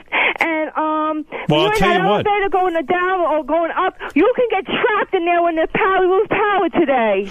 Well, you know that? I'll tell you, I don't care about getting trapped here. If I do, I do. I mean, it's fine. We got a lot of nice people here. We'll All hang the out. transportation is out over there. How did you even get to work this morning? I don't know. I made Ronnie drive me. No, public transportation is out. Cars still move. Everything is closed. No, cars can still go. Yeah. Cars can go. Look out your window. Give us an update. Oh, it's okay. Let me go give you an update. Hold on. Stick your head out. Yeah, let us. By the way, this is an update from Crazy Town. Everybody loves it here. Out there right now. The winds are so bad. I didn't get to take my pool down yet, and my pool's going to get ruined now. Oh, you have a pool? You have a pool? Yeah, I couldn't get it taken down. No, It's America. She's got a pool. I think she got a pool you can buy at like CVS or something. rain. I went to New York. Yes, I was so scared I was going to get stuck out there, and I made it home alive. See, people, the weathermen all scared people like Debbie the pet lady, and they panic. No, because they tell you the whole news this morning. I woke up early at 5 o'clock in the morning. I had to take the puppy outside to walk it, and the wind was She's all worked up, and nothing is going on. Imagine if she was given the weather report. now. Oh, here She you go. should be the weather lady. Yeah. Yeah, she's a great weather lady. I'd watch. Like Tim called me, he wants to do like a weather show here when we're, during the storm. Right. And I was like, yeah, get Debbie to do it. Well, I think he's got High Pitch Eric is doing some stuff. Yeah. You got to hear here's High Pitch Eric on his Facebook page. Listen to him doing the weather. You got to hear this. This is great. I think he should be doing regular updates on Howard 100 News. This is your meteorologist, High Pitcher Eric. As you can see, I have the latest map here. As you can see, Hurricane Sandy is moving up towards the East Coast. Oh, shit. 8 a.m. Sunday. No, he's so gross. He's got saliva in his mouth. I'm sure he doesn't realize that to be called a meteorologist, you have to have a degree. I think he just says if he calls himself one, he is one. It'll hit Bermuda. After Bermuda, it'll hit up the East Coast by 8 a.m. Monday. By 8 a.m. Monday, it moves closer to the East Coast in Pennsylvania on Monday and Tuesday. So it's moving in the East Coast direction. I'll have more updates in a few hours. This is your meteorologist, High Pitcher Eric, with the latest on Sandy. Thank you. I Did love you say it. I'm Sandy? On Sandy.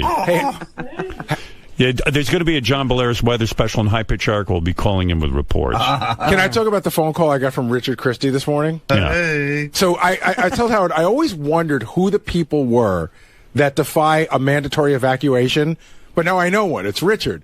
So Richard calls me at 4:45 this morning to tell me that last night the police came to his apartment, knocked on the door, and told him he had to leave, to which he and his wife ignored it. Right? So when he went to leave this morning, they're not running the elevators. So he said, I'm afraid that if I leave, I can't get back in. He goes, I said, you're absolutely not going to get back in. And I said, why didn't you leave? And he said, well, the shelters were far away. And I'm thinking, I don't think shelters are for Richard. Like Richard, he's got to know people. He's got friends. But the best part was he said he didn't want to leave the pets behind. So I'm thinking the dog, the cat, a fish, and a hamster. Was he 9? I mean, yeah.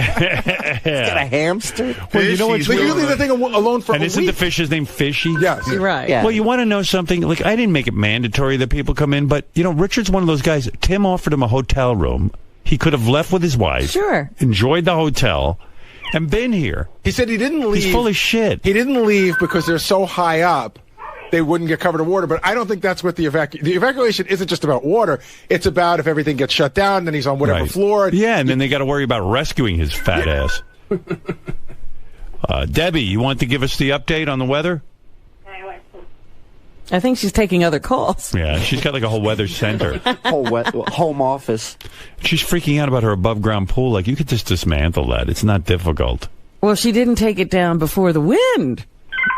Meanwhile, there's no wind out there now. That's what she's saying. She took the dog for a walk and there was wind. The best is when those birds just all start talking at the same time. Yeah. And she flips out and starts Debbie. yelling. Yeah, you have a lot of contact with her from the newsroom, right? Oh, yeah. I at least once a week I have to call her and give her like a pep talk where I got to, bring her back from the edge. Debbie. Well, I guess our weather correspondent is busy. We can't rely on her if she's going to be like this.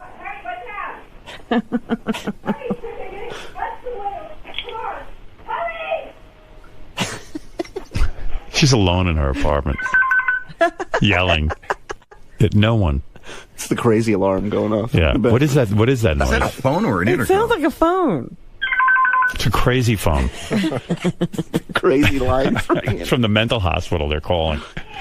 Oh, that's my mental hospital. That's a special ring they have. I have a hotline. It's like Batman used to have that red phone for the commissioner. Right. Hello? Like she's in the middle of a conversation with us and left. I think she's got like 50 phones. She's taking down the pool. Debbie. Hurry. I wonder what she's doing. She told somebody to hurry. She's talking to her pets, Gary. She doesn't have people to live with her. I think what happened is this happened before when I talked to her. She There's the bird. She tried to hang up, and she didn't hang up all the way. Oh. And so now this is just her and her environment. She's got a dog, too? Yeah. I think she's talking to the wall, though, right now. But I think she forgot that she was supposed to be checking the weather and coming back to us. Yeah. She's on to the next thing. I think she's having a good conversation with a water pitcher. Right now. Debbie. All right, I'm going to hang up. I give up. She'll call back. Yeah, so Tim was like, he calls me up yesterday in a panic, and he says, listen, I'm going to put you on a 3-way conference call with the engineering department. We have 3 contingency plans. I go, Tim, I don't want to speak to the engineering department. Just tell me what's on your mind. Okay. So, like he wants to brief you. Yeah, he's going to, like, people just have too much access to me around here. I tell them to call my assistant, Laura, if they have anything to say to me. She'll handle it. Because this conversation with Tim was a complete waste of time. So he goes, all right, here's the 3 plans. If you, in a complete disaster, you'll do the show from your ISDN line. We checked it. It works. I said, Tim, if it's a complete disaster, do you think I'm going to have power? Doesn't your building have a generator, an emergency generator? I go, no. No, it doesn't. There's no emergency generator in my building. How many buildings in Manhattan have an emergency generator? So it would take a generator as big as a building to run it. Right. So that plan was out. Then he had the second plan was, like, you just want to fucking bother me, dude. No, I don't. Gary and I wanted to talk to you. It was a complete waste of time, your whole wanted to give you conversation. I said, Tim, here's the option. If it's nice tomorrow, I'll be in. All right. Well, at least I was thinking about it. If Ronnie can get me here, we'll get in. And I said, and all the staff's asking. All the staff's asking. Tell the staff. Why the fuck do we know? We don't have a crystal ball. Well, try and get here like I'm trying to do. And if you can't, don't put yourself in danger.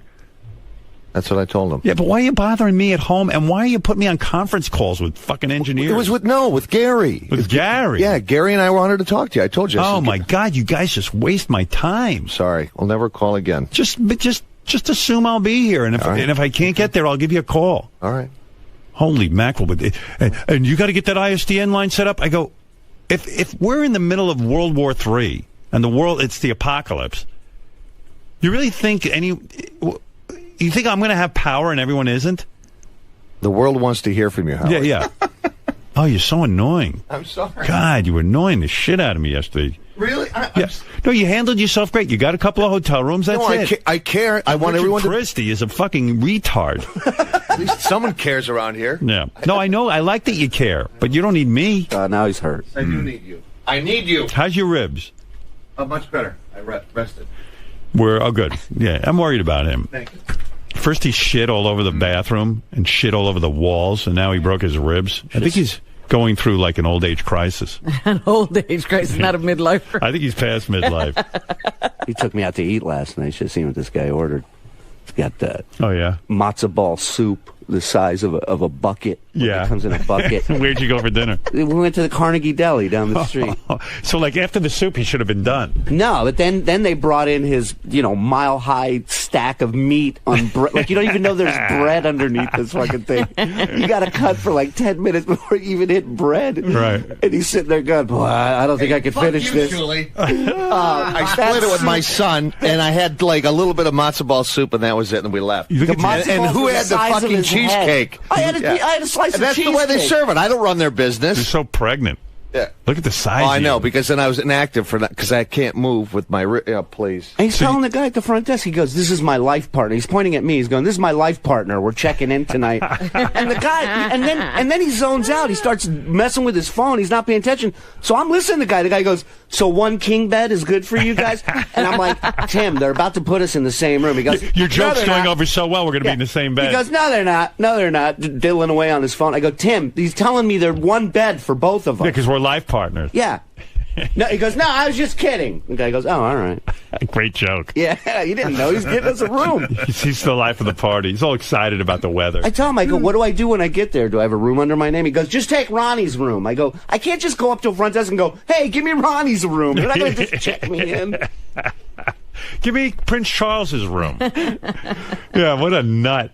He's so much fun. Well, he gets so crazy, and he's calling me, and he's got plans, and by the way, did any of them make any sense better than the ISDN line? It made no sense, the ISDN line. Like, he was just like, "Here's our 3 different plans." And I'm getting Gary on the phone in a 3-way, and I was like, I didn't even know it was Gary. That was an engineer. He goes, "We're going to get on a 3." I go, "I'm not getting on any 3-way. Just tell me your plan." And he had 3 different contingency plans. I go, "Tim, what were the contingency?" Yeah, because I'm trying One to think was I'm going to have the ISDN line, if and all the power goes out, and I'll do it from the house. And I said, "You mean my apartment?" I said, "Tim, if all the power goes out, how do you make the ISDN line work? I need equipment." He goes, "Well, you have an emergency generator, don't you?" I go, "No." Now you got to check the schematics of your building. And not only that, my building does. No, what building in Manhattan has an emergency generator? Actually, there generator? are a few. A few. I mean, that have it, but don't yours have might that. not have it, and maybe it's only for like essential stuff, like the elevators. Well, I want to say to Tim, is this show so important? I mean, that like if like there's a complete flooding and a disaster, right? We need to be on here. We're the last line. Yeah. We have to, I mean, it's insane. You're taking your wife and you're finding safety. Right. I heard option 3 was cyanide pills. Is that true? The other option was, of course, which was so stupid, was like, "Well, I'll be able to get here." Right. So that's the same option. I have that's every the option you have every day. Right. And then there was a third option. But isn't the third option to go to like another state or something? No, there was a third option. Hey, Tim, what were your 3 options? I know what they are. The third option was switching dates. In other words, canceling today and tomorrow, doing the show Wednesday, Thursday, Friday. Yeah, and then, no, I know what it was. Tim goes, "Cancel Monday, Tuesday, Wednesday, and work Thanksgiving week." And I went, what? And I started to laugh. I just started to laugh. I go, "Get the fuck off my phone." Gary and I concocted all this. Yeah, well, you guys... Way to throw Gary under the bus. I said, I'm not going down in flames on this one alone. My boss will probably just want to work Thanksgiving week. Listen, I came up with 4 different ideas. Yeah, but I came up with an option, too. The option where no one can get on the air and there's no show. And that was the real option. No, I think part of the issue is that anybody that came in today you really won't get home until Wednesday. And there were people that were reluctant to do that. Dude, I told you. Anybody who didn't need to be... I would have done the show myself. 2 people didn't come in and you already goofed on them.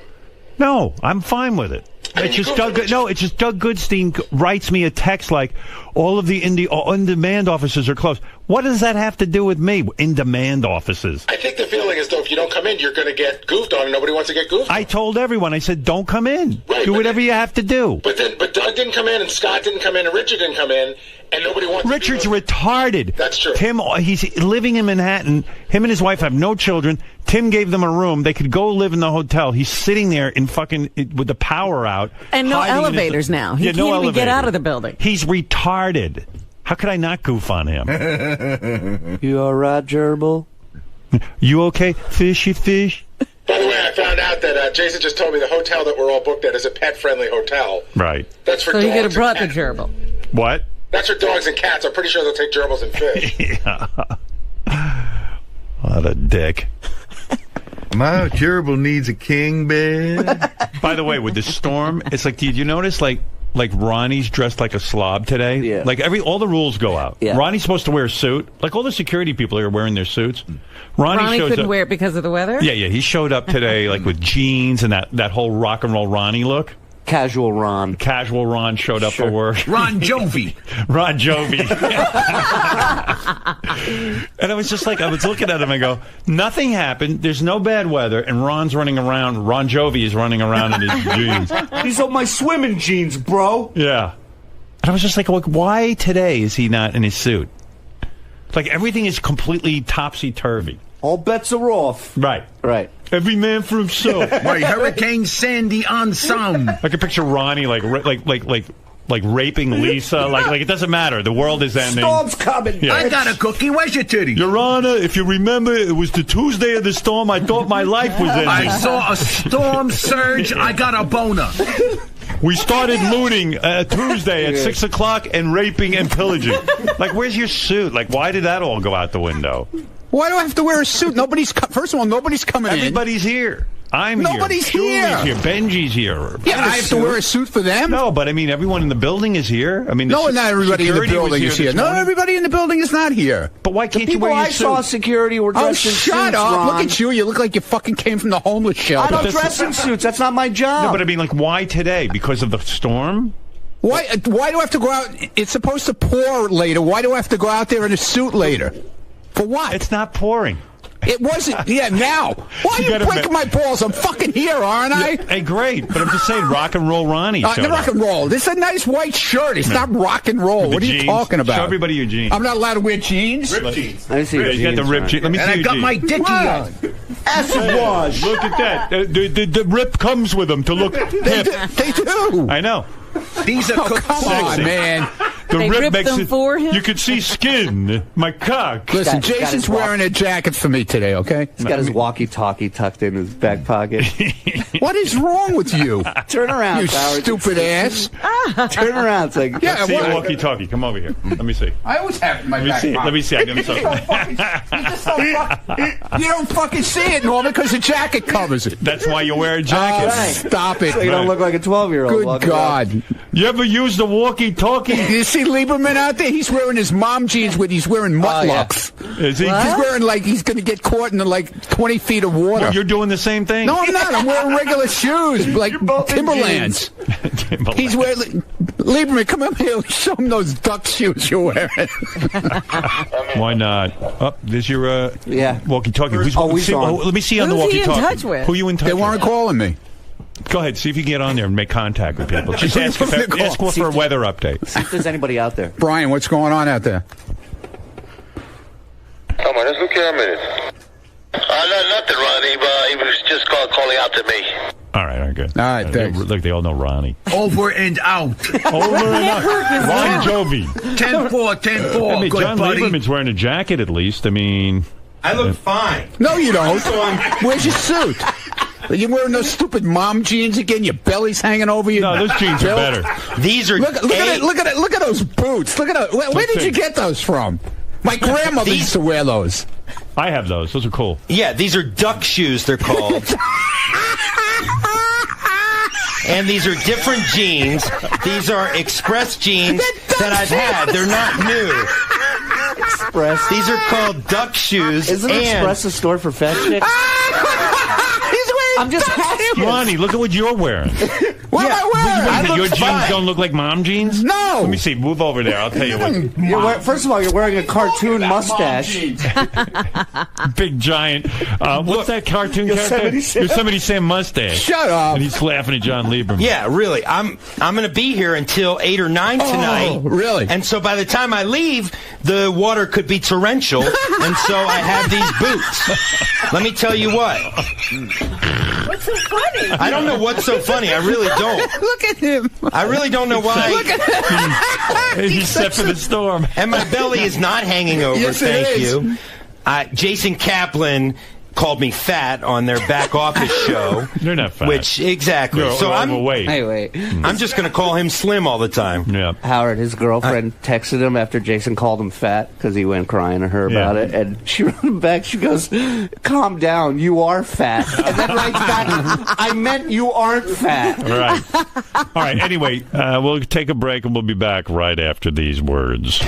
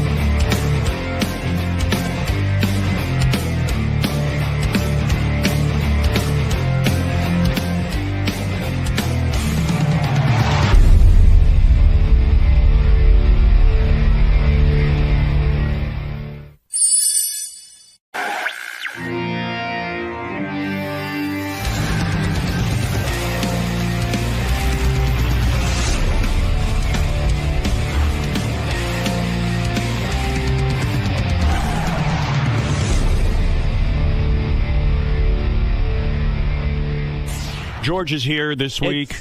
He is our guest announcer. And it is so good to be back here because I haven't seen your faces in about a half a year now. It's been about 6 months, and it is good to see you all. Benji. No, it's never good to see Benji. Robin. George, if the average man on the street was asked, who would you rather? The average gay man on the street was asked, who would Gay you, man? Yeah, who would you rather have sex with, Shatner or Takei? And what's the answer? I'm asking you. What do you think it would be? What do you think? Well, it's clearly there. What was the answer? George Takei. Oh, okay. How do you know? Well, I mean, you're asking me who's more attractive sexually to a gay man. I would think you would be because yes. you're in shape. Yes. Aside from your feet, you're a pretty good-looking guy. and Bill has let himself really go. I can cover my feet easily. You can't cover Brad's. Right. I mean, you can't cover Bill's face easily. That's interesting, Brad. You slipped. Freudian slip. I'm glad he's not listening. Oh, he's listening. No, he isn't. Oh, yes, he is. He told me he isn't. Oh, don't believe him. Every person in my life says they don't listen, and then they do. Oh, my. No, in my opinion, if I had to, make love to one of the two of you, you're physically fit. Exactly. You look young. I feel young. You've got your own hair. Mm-hmm. This is all mine. Right. And I'm thinking that thinning, but nevertheless. And even when I look at your musculature, I think that in his day, Bill was a very good-looking leading man. He was, but he's plumped up somewhat. Somewhat. Yeah. Most grandly. Right. Well, let's find out. Let's go to the street. Our own Benji. Apparently, we have an answer to this question. Evidently. Our own Benji went to some place where he found tons of gay people. I don't know where you go for that. Where did you go, Benji? The Toolbox. The Toolbox, which is, that place, George? The Toolbox? No, I don't, but I've heard of it. Seems to me something called the Toolbox would be a gentleman's heaven if he's gay. Lots of tools Get there. a tool would be your penis, right? Is that the... Exactly. All right, they come well equipped. Let's find out. Shatner or Takei? Standing here in front of Toolbox. And I'm asking, are you a gay man? Yes. Who, as a gay man, do you find physically more attractive? George Takei or William Shatner? Well, honestly, Shatner is a hot man. He has the smoldering look, and Takei lacks the whole confidence issue. He doesn't have the confidence. That Like was a Shatner. long time ago. A long time ago. Bill has changed, and so have I. Well, so far, one vote for Shatner. I'm going to write. They're going back to the beginning. Shatner in the past, though. Well, hey, that's not today. We don't sit there and make judgments. It's up to the gay gentleman's call as to who he'd be with. Oh, he's fantasizing about a young the Shatner. reruns. Yeah. Yes. Tsunami. We'll have to see if that holds up. Let's see if this is a tsunami for you. Well, so far, no, it isn't. It's receding. Just one vote. Just one vote for Shat. That's right, for All the right. Shat. For the Shat. That's the past tense. for what? How would you pronounce the present tense of Shat? Touche, old friend. Yes. All right, here we go. One vote, Bill. Bill. He has the whole, hi, I may not be what everybody wants, but I'm hot. Who would you rather be gay with? William Shatner or George Takei? William Shatner. Uh-oh. All right, let's I listen. See the way that the drift This is is going. let's just see. Types. George Takei. I don't like Oh, I heard it, George. That's There's a two. vote for you, George. Okay. 2 to Two 1. to We're on the one. board. 2-1. Old, like, white guy. I like ethnicity. Yeah, so I would go with Yellow Fever. Oh, William Shatner. But I mean, not as if they were the last two men in the world. Three. three I mean, to one. if we were in outer space on the Enterprise, we found out there was no life on any other planets. Then William Shatner. George Takei. Yeah. And why is that? He's cuter than William Shatner. He's Asian. 2 vote for me. Your fantasy with George Takei would be to? He would have to sit on it. Sit on my dick. Yeah, he would have to sit on my dick. And that's it. He can spin on it too. Well, there you go. You lost, but it was close. 3 to 2. Oh, out of 5. Out of 5. Why don't we go for 10 votes? Because on this show, everything is 5. Everything is best out of 5. Well, that's I thought it was all a little right. closer. I didn't think you counted one of George's votes. Right. Well, I didn't see those guys that were voting for Bill, and those that voted for Bill probably looked like him today. So I Right. wouldn't mind if Bill had They to passed on you. Yes. Right. They're probably I not would even probably good pass looking. on them. That's right. Good for you. I will say this before we start the regularly scheduled show, that George Yes. has been walking around our radio station handing out to anyone who could find a big plastic envelope, a clear plastic envelope with 2 comic books in it. And it seems that he is the star of one of the comic books, and he just hands them out and then says, here. I've got one for you, too. Yeah. I got it already. Oh, you got it. All right. Yeah, there it I've is. got one for you, Benji, and one for you, Fred, and one for Robin as well. And Gary said he'll probably bring it up on the air, so you might as well just get it out of the way. Right. What is this No, I all thought about? I'd be A subtle comic about book? it. Oh, you're bringing it up. Yeah. I had no intention of telling Really? you that on Wednesday night I'm going to be doing a signing at Midtown Comics on 40th Street, right off of Fifth Avenue. Can you believe in this day and age there's still a store that sells comics? I mean, really, it's amazing because, most of these places have gone out of business.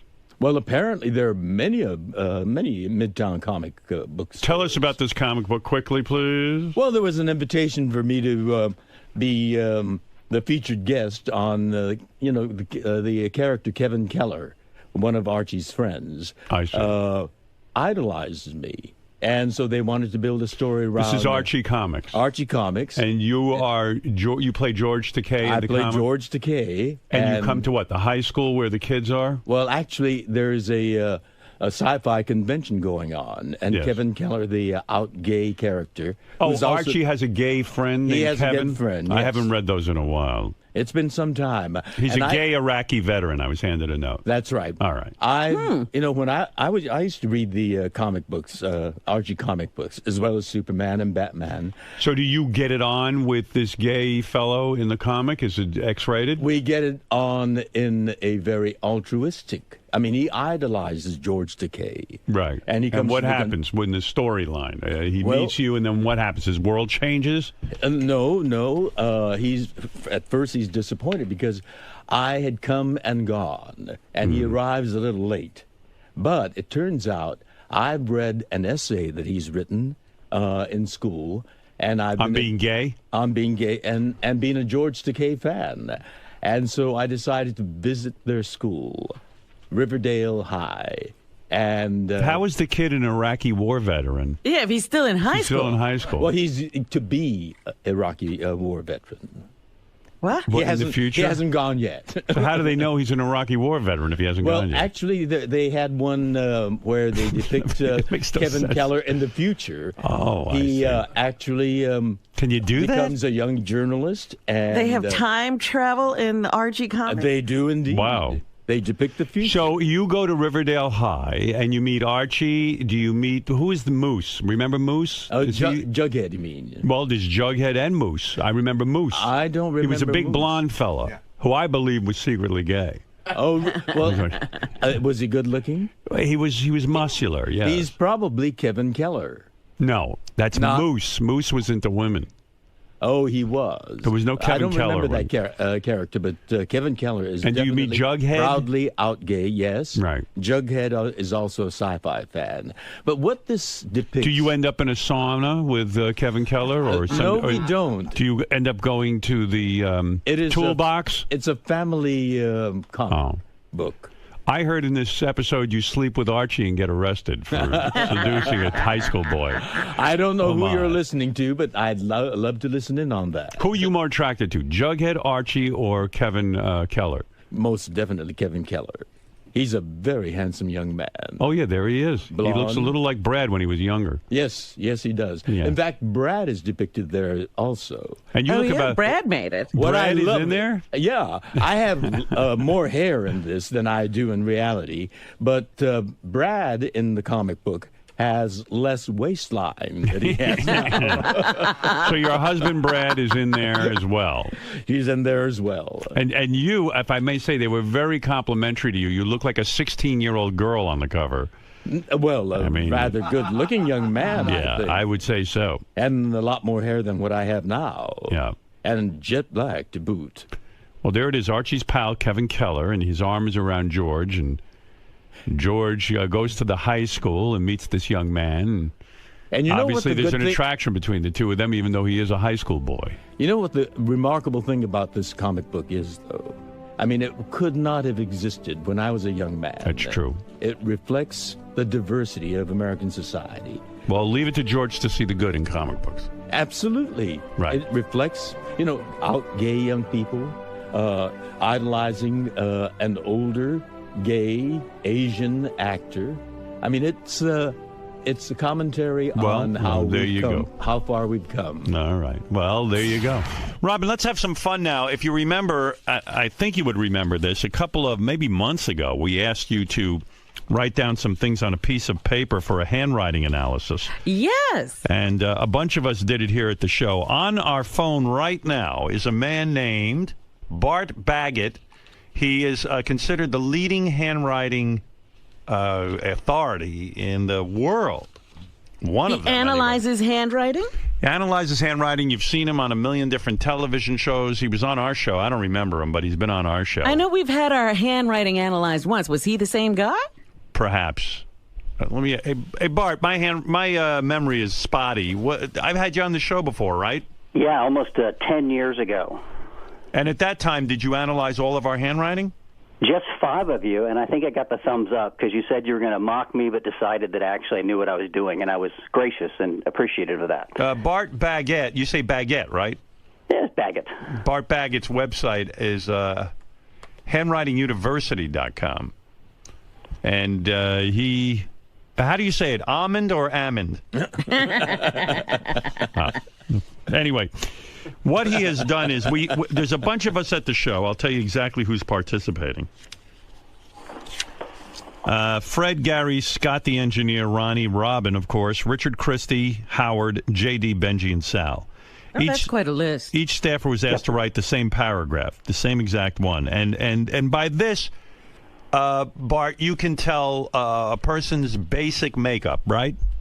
Yeah, personality traits. So just like psychology, self-image, emotional outlay, sex drives, intelligence. There's about a list of 90 traits, and we just had a big sentence so that I could pull 5 or 6 key traits from everybody to find some distinctions. Bart is such an expert. Who uses you? Who uses you? Well, I was about to say, Bart is such an expert that he once testified in court in a case about a husband forging his wife's signature on a prenup. And what did you find in that case, Bart?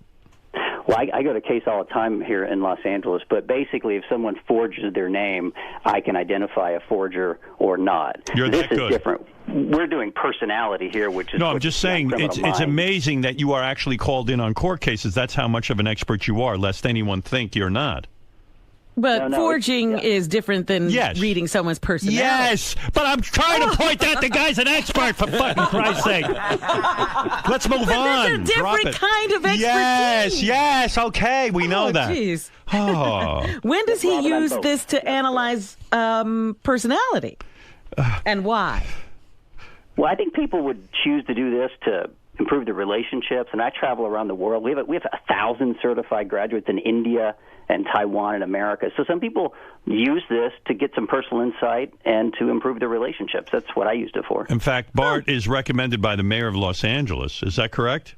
It is. It is. Yeah, and it makes quite a good living doing this. It says here that you charge $995 just to start a case. Is that correct?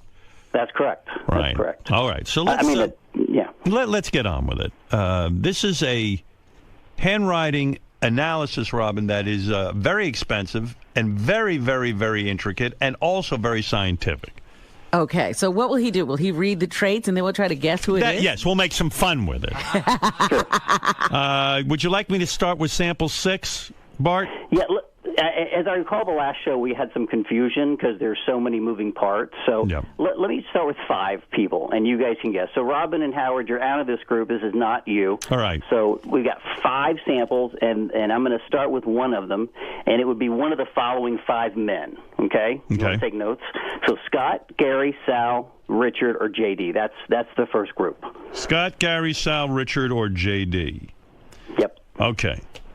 All right, let's start with the first one. And Howard, this is number 6 if you're looking with your notes. I am. Okay.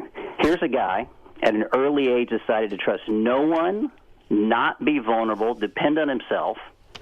He's got a cool and calm persona, but a troubled childhood. He was so traumatized at an early age that he has unresolved resentment from childhood, which colors his judgment, and he makes him angry for no reason, simmering inside. J.D. I want to say J.D., yeah. What do you say, Fred? I'd go along with that. George, you have no idea, right? I have no idea. Right. Okay, let me go on a couple more. Well, I would you're not going to tell us? Well, yeah. Let me give you a couple more details, because if you're right, I'll tell you, but this is not J.D. Oh, it's not. Okay, we're wrong.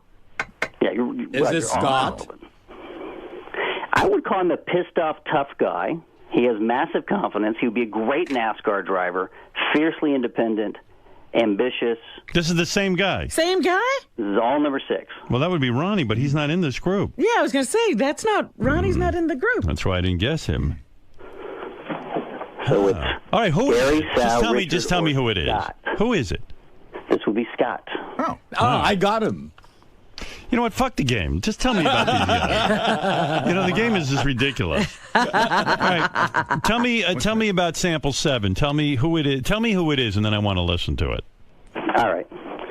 This would be Gary. This would be Baba Booey. Go ahead. Smarter than he gets credit for. He has a problem following directions. That's true. Because he doesn't listen worth a damn. He doesn't listen at all. In fact, I have always said that about Gary. Gary's a terrible listener. Gary accuses me of that, and I'll cop to it, but I'll tell him to do something, and he's like, he goes, I could just tell he's zoning out or not listening. He's busy listening to himself. Yeah, and he doesn't get it right. Well, I have a theory. He doesn't hear you in the first place, and then if he does hear you, he does the opposite because he's defiant and rebellious. Wow. Oh, really? All right, go to sample number 8. Who is it? Oh, my God. This guy is an emotional roller coaster. This would be Sal. Go ahead. Tell me about what you found in his handwriting. Well, his handwriting looks like an epileptic chicken. Which means what? Which means he's an emotional roller coaster. He's impulsive. He feels guilty the next day. He's bossy, a little self-destructive. He has a massive need for public approval, and is above average sex drive. Oh, that sounds like Sal. Now, when you do these, do you know who you're looking at, or you do them cold? Do you do them blind? Well, I actually don't know the guys we're talking about now because I met you guys 10 years ago. Right. So I do them blind, and I do my best just to stick with what's in the handwriting. Every time I've tried to guess or mind read, I'm off. So if the T-bar is high or the Y is big, it means big sex drive. If the D is Gary, he got you right. You do not listen. Well, so I got a question. So what is it that you saw in my handwriting that tells you that? There is a E, like in your last name. Mm. It is narrow and skinny, which has no space in it, like your ears are closed. Yeah, that means you don't listen. Narrow E, closed. And you're defiant, and you are defiant, and he's right about you. But no, that's an easy trait, Howard. If I had to rewrite the word monkey, half of your staff has got a big capital go to hell K. Ah, and that means defiant. I I would see that. say half your people are defiant and resentful and angry. Well, that's the truth. Defiant, resentful, and angry? And as a boss, I don't stomp on their heads enough to keep that under control. Go ahead. Give me sample number 9. All right. Now, this was confusing me because number 9 writes like a high school girl. Big, round, fluffy, bubbly handwriting. Must be J.D. or Richard. It's Richard. It's Richard. I would say Richard, like a girl. Because Richard is, I definitely think he's got some gay tendencies. You think, George, do you think Richard's gay? Well, I think he's probably got the possibility of being bi. Right. He could go either way. I agree. What did you find about Richard? Well, it's funny you say that. He is the most sexually promiscuous. He can get talked into something really sinking kinky, then lie about it and swear it never happened. Right. I believe that. Tell me about J.D. What'd you find with him? You know, he's an odd bird. He writes kind of like a mad scientist. Right. He's aggressive. He's got great eye for detail. He has what I call an L. Ron Hubbard D, which means that he will be a great writer. He's probably a very intelligent guy, but socially awkward. And it's odd because I think he's actually quite aggressive. I'm not saying he's tough, but he would simmer and then get really pissed off and be aggressive. Well, he happens to be a good writer. You're right. I happen to know that about him. Is that right? In fact, he communicates very well when he writes. It's just when he talks, he's a fucking mess. You're absolutely right about him. And he's always angry at somebody. Remember, he's the one that fights with, always has a fight going with somebody on the staff. Yeah, it's true. Of all the people, he would make the best terrorist. Oh, wow. But he's like the Unabomber, but I don't think he's quite as mad and angry as the Unabomber. He's just intense. Tell me what you found with me. I don't care about these other people. You finally want to get to you. Yeah, I can't wait anymore. I'm so sick of hearing about them. Tell me what sample was I? What number? You're number 2. Number 2. Let me see. And actually, you've changed a little bit in the last 10 years, and I think you went back and looked. Well, I went back and listened to the tape, the audio from 10 years ago. Right. And he was a little more sensitive to what people thought, and now I don't think he gives a damn. Ooh, I don't. Interesting. I don't care what you think. No, he doesn't. That's I think your downfalls are stubbornness and vanity. Yeah, imagine me being vain. All right, so tell me about me. It says here I'm too honest and blunt. All right. Can be dominant and pushy. Of course. Yep. Borderline brilliant. That's absolutely correct. And things faster than... I'm a borderline brilliant. That means brilliant, just on the border. Yeah, of I'm it. on the border of being brilliant. I told you, Robin. If I was brilliant, I'd be in a different career. Let's see. Thinks faster than others, but his downfall is he believes he's smarter than everybody. Well, if you're arrogant and you're stubborn and you're bright, then you just argue yourself into thinking you're always correct. Which, if you're really bright, you probably are correct most of the time. I can't argue with any of this. Handwriting similar to Hitler and Einstein. Yours? Yeah. Hitler? That's right, Robin. You've always wanted to don that mustache. Yes. Do you know I was going to get the Hitler mustache? Bart. Aber wir werden auch die nicht vergessen, die den I would be a great dictator. Howard, your ego's not as big as it was 10 years ago. I think you've been not humbled, but maybe more mature. Is that fair to say? That's absolutely right. Lots of Do you therapy. think that could be psychoanalysis? Yeah. Yes, of course. He doesn't have the need to prove himself or the bravado and arrogance that I think probably helped you get there, by the way. It's not a bad thing. You took a lot of arrows in your back. Well, I'm an elder statesman now. I've done it all. That's right. Yeah, I think he's mastered all of his opponents. Tell me, which sample is Robin? I'm going to read hers. Robin's number 3. Let me see. Needs more affection than currently getting. Well, don't we know that? She'd admit She that. obviously writes more feminine, but yeah, she's affectionate. She's desire for attention. I think you need to throw her some more love, Howard. She's not getting the spotlight as much as she wants. That's true. Takes criticism very personally. That's true. That's true. She really does get hurt. Doesn't believe people can handle the truth, so tells strangers a lot of white lies. It's true. She does lie. That's true, yeah. Yeah, you told me yesterday on the phone that you lied. I try to soften everything. Well, it's interesting. There's one letter. It's the letter O, and she has little double loops in the O. And so the rest of her handwriting is not bad. I don't think she's devious, but normally that just means they have white lies. So if someone says, do I look fat in this dress? No, honey, you don't look fat. And look at that. She just figures people don't deserve the truth because they can't handle it. But look at that pretentious signature of hers. I mean, look at it. You've always said my signature is pretentious. I know. I never liked it. She doesn't even. She puts a big O and then a big Q and it looks like an O and it doesn't even just scribbles a line. Oh, that's the easiest to forge, Robin. So you might want to change that. Yeah, that's right. Yeah, you're probably right. Who else you got here? Tell me about Ronnie the Limo Driver. What number was he? I found him one of the most interesting guys here. I really did, because he is full of emotional torment. What number is he? He's number 1. Oh, look. Tries to please everybody. Full of spite, anger, and revenge. Worst enemy you can make. Paranoid and hostile. That's true. I mean, really, and I'll tell you, I don't know him, but I would be very mindful of getting into a business relationship with him because it's never his fault, and because he has been betrayed so much by his friends in the past, he just thinks people are going to betray him, and then he's going to be revengeful, and I think that eventually I'd land on his bad side, and he'd be a real jerk to me. Yeah, I mean, we've had people say that Ronnie is a borderline maniac. I mean, like almost insane. Yep, I agree. Wow. But he's got a good self-image, so when he decides to take revenge, he's going to do a great job at it. There you go, Robin. What does that mean? We learned nothing. It proves that you've identified everyone properly because we learned nothing new. We knew this all about people anyway. Well, you guys are good friends. We miss Fred and Benji. Fred. Benji confused me. Benji does confuse everyone. No, Fred confuses me. Well, Fred writes normal. At least you can read it. But if I just had Benji's handwriting, I would swear he's mildly retarded. Benji, did you stick it up for the test, or was this your real handwriting? No, I have poor handwriting, but I was also really tired the day I did it. Tell me about Benji in a nutshell. What'd you learn from him? He's got a little arrogance. He has a false bravado that kind of masks his low self-esteem. I think it's a spurt of achievement.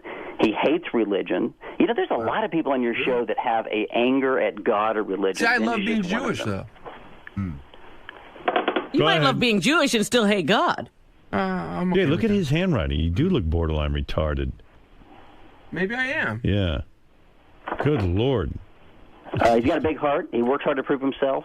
He's possible temper, pushiness, and lateness. Yeah, well, that's true. Oh, my true. goodness, that is true. Yeah.